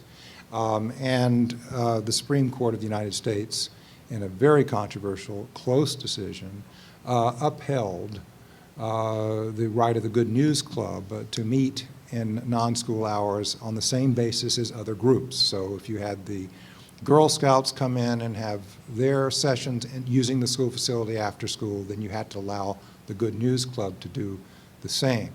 So in terms of recourse, there isn't any. If the school can say, we're not going to let anybody use our facility in these hours and so forth, but they can't say yes to the Girl Scouts and no to the Good News Club. I think the only other recourse, and I'd be interested to see what Melissa says and what Mark might have to say about this, but the only other recourse is, you know, the old First Amendment answer is, you know, you answer bad speech with good speech, and I think, or with speech you like, let's put it that way. And I think one of the ways in which, you know, parents and others need to deal with this is to make sure that the school environment itself does not allow any kind of pressure on kids that crosses the line into kind of a harassment. It's one thing for a student to tell another student, I want you to come to my club. It's another thing to have, you know, people in groups pressuring the kid to come, or, you know, repeatedly inviting them and plying them with candy or whatever. At a certain point, that can become clearly harassment. So I think that is a legal recourse, but it's a way in which parents need to get involved with the teachers and administrators to make sure the school culture doesn't become a place where any kid feels pressured to go to this thing after school. I think it's the best we can do, is because the Supreme Court, I was very unhappy because I thought the Supreme Court, my own view, should have recognized that anything right after the school day is very problematic in terms of appearance of school sponsorship and endorsement. I mean, the bell rings, you know, 10 minutes later, the Good News Club starts up. How is a second grader going to walk down the hall and, you know, and see the thing starting up and think, oh, you know, now it's a community group, it's not school sponsored. I really think that was problematic. I would have been much happier if the court had said, well, if the ground rules were that it could be at another time, separate from the school day, that's one, that I would have been happier with that. They didn't. It was a 5-4 decision, as I recall, very close. And if you don't think it matters who gets appointed to the Supreme Court, look at all the 5-4 decisions here in this arena and think about that, because in the next few years we're going to have a couple more justices. So it's very important who gets on the court. One of the things that I think Charles gave a very good answer, I might disagree with him on certain points, but not in the main. And I think that one of the things that can be done by the school as well is a club doesn't have to start right after school. The school has control over that. So they can say, as to all community groups that use our property, we're not going to start any meetings until an hour after school is dismissed, so that students, if that is a source of a problem where students are being pressured to move right out of a classroom into these clubs, they can say that we're going to have a buffer of an hour before any clubs meet. So one of the hard things here, and I sort of reflected that, I hope, in my comments tonight, is sometimes you get schools coming up with policies that really, you know, are not quite what you'd want to have, and then the court has to say whether those are okay or not. And I often wish in cases like that parents could have intervened and said to the school, well, you might want to do that, and you might be getting pressured from one segment of the community to do that, but here's this broader segment, and we can come together and say, we think this is a better compromise for everybody's interest, where the club is allowed to meet, but there's a buffer time of an hour, so there's no pressure or coercion. So I certainly would be active with the school in shaping their policy, because the policy can be shaped in many different ways and still pass constitutional muster. I think the only thing I would add to that, I don't have anything to add in terms of a strategy of response. What I would say about Catherine Stewart's book is that I thought a strength of it was that she shows that the things that are happening in local communities that are similar in different communities, this similarity is not haphazard. You know, this is an intentional strategy by national organizations, and their efforts are often flying under the radar. And I don't want it to sound conspiratorial, as if there is a puppet master. It's not necessarily that. It's just that in our age of technology, there's the ability to network and to share. Sometimes it is organizational, with the group you talked about. But a lot of times it's just sharing strategies across the country. And one group hears about it, another group starts doing it, another group starts doing it. So there's a lot of networking that goes on under the scenes, and you don't necessarily know it from this local situation, this local situation. It's all going back to some of the same sources, and that often flies below the radar. And she does a nice job of illuminating that. I have a Duke query about Shelton Smith. I'd Yes. never heard this anecdote about him, and since he's the founder of the School of Religion at Duke, and I'm very curious, because in the early 1950s, I didn't Google and look up the year that he published his book. He published the book In His Image, but he was a major spokesman for the abuse of the Bible in respect to the persecution of African Americans in the South. Mm-hmm. And he has a breakthrough section of the book on the curse of Cain, and was outspoken in Durham in North Carolina in behalf of integration and the misuse of the Bible in respect to the persecution of blacks. So I hope that his involvement in setting up this North Carolina Commission council was not more than I'm reading into, because certainly by the 50s he was a great inclusive leader. I think it was, of course, I did not know him, and, you know, right. But my guess, just as from what I know about this time period and the groups doing this, is that, you know, the North Carolina Council of Churches' work with weekday religious education was extremely well intended, and they were just not as sensitive as we are to issues of pluralism. And it's not that communities weren't diverse, right? The diverse communities that were being unrepresented or having other views forced upon them were there. The majorities were not as sensitive. And I think this falls into that category. But certainly in the years that follow, the North Carolina Council of Churches was a leader in terms of advocating for integration and for racial justice. They formed a committee on the use of the Bible, which I think probably ties right in with the Shelton Smith project you were just talking about. There are an enormous number of boxes of files here at Duke from that council, including about 30 or 40 just on weekday religious education. So there's a ton of material. I spent my whole grad school in the Shelton Smith Lounge having lunch below this guy's portrait. You know, little did I know my scholarly interests would later intersect. For me, it was always about lunch and a Coke. Yes.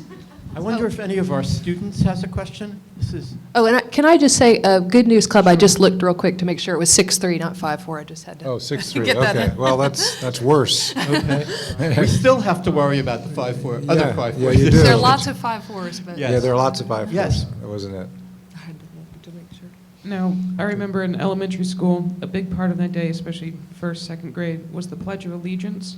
And there's the one line in the Pledge of Allegiance, which is one nation indivisible under God. Now, I was just wondering what your thoughts were on that and how that falls under the First Amendment. Well, I personally love, I'm so glad you asked, because now I can say what I think the answer that we can all coalesce around is the one that Robin Williams has given. That instead of saying that we are one nation under God, we can say we are one nation under Canada. And we can. You've been waiting to say that. If only he filed amicus briefs at the Supreme Court. As far as what the court is going to do on this question, they essentially punted on this question. That's legal terminology from several years ago. I don't expect them to strike that down anytime soon. I think there are respectable arguments, that that's a problem. But I think a very well-known constitutional scholar who argued, Doug Laycock, who argued that it is unconstitutional to have the words in there, wrote a brief talking about this issue, but also wrote something saying, if it is a constitutional problem, it's a problem that a student that has trouble with it could easily omit those words and not be sticking out like a sore thumb. So on the rank of offensiveness, he found it to be rather small. So those are the kind of arguments you hear. Maybe others. Yeah, and the only thing I would add to that is that the Supreme Court has made a distinction, and it may not be one that everyone agrees with, but they really had to for political reasons, I think, for public relations reasons. I mean, the court is sensitive to public opinion in a positive way. I don't mean that in a negative way necessarily. They have to take the temperature of the country, and on this, they've taken the temperature many times on references to deity and religion and in our public life, and they've made the distinction between religious practices that the government endorses or coerces people into participating in, prayer, for example, and mentions. Now, and one justice called it ceremonial deism, to kind of maybe suggest that, well, it's, and worse yet for religious people who keep pushing this stuff, worse yet, the court is more likely to uphold these kinds of references the less religious it is. So the less God is God, the more God gets to stay. The less the creche is seen as a religious symbol, the more it gets to be in a holiday display by government surrounded by Santa Claus and reindeer and Frosty.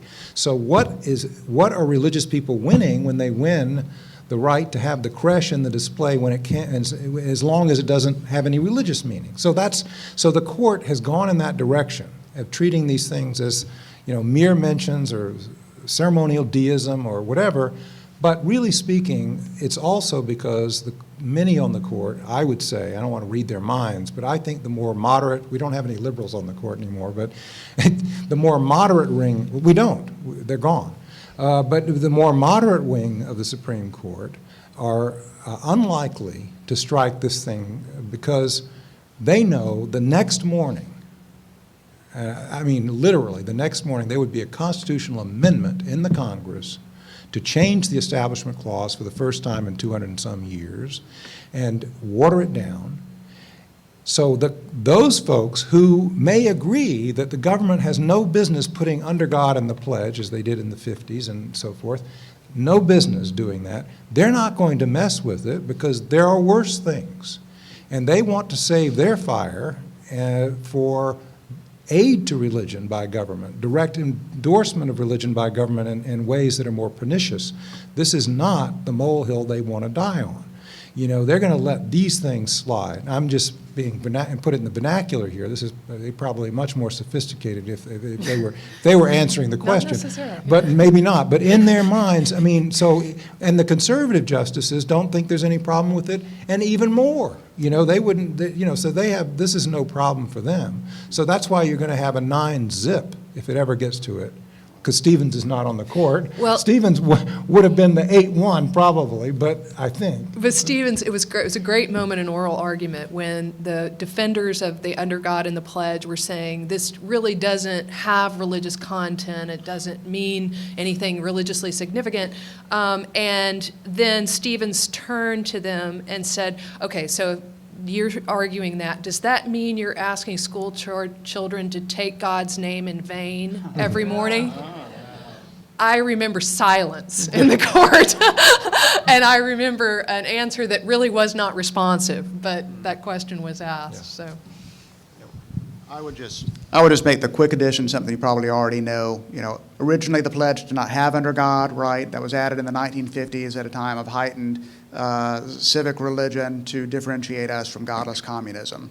Yeah. So it's not as if it's part of the original pledge to begin I mean, with. Right? we talked in this conference of the Puritan worldview and its influence, and I tell you, every time America hits a moment of crisis, with the Civil War, the Cold War, today, the move to push for some mention of God is very powerful. So In God We Trust gets first on the coins in the Civil War period, the anxiety being, of course, that the nation has fallen away from God, and one of the reasons for that is God's not mentioned in the Constitution. We don't acknowledge our dependence on God, going all the way back to John Winthrop's imagery.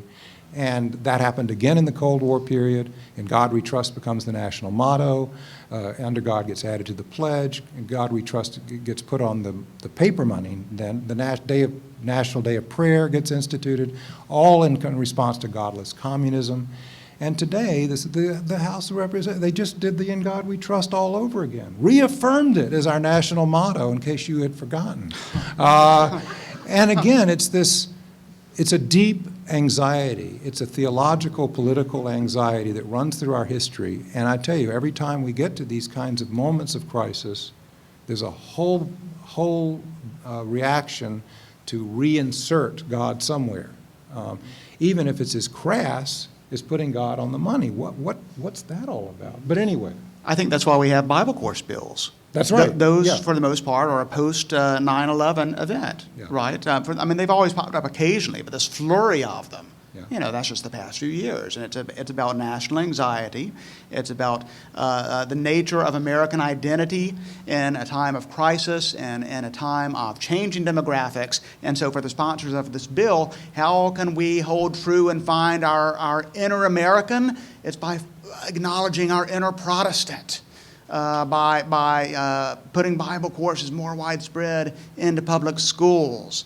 It's about national identity, especially in a time of crisis and in a time where America is changing socially.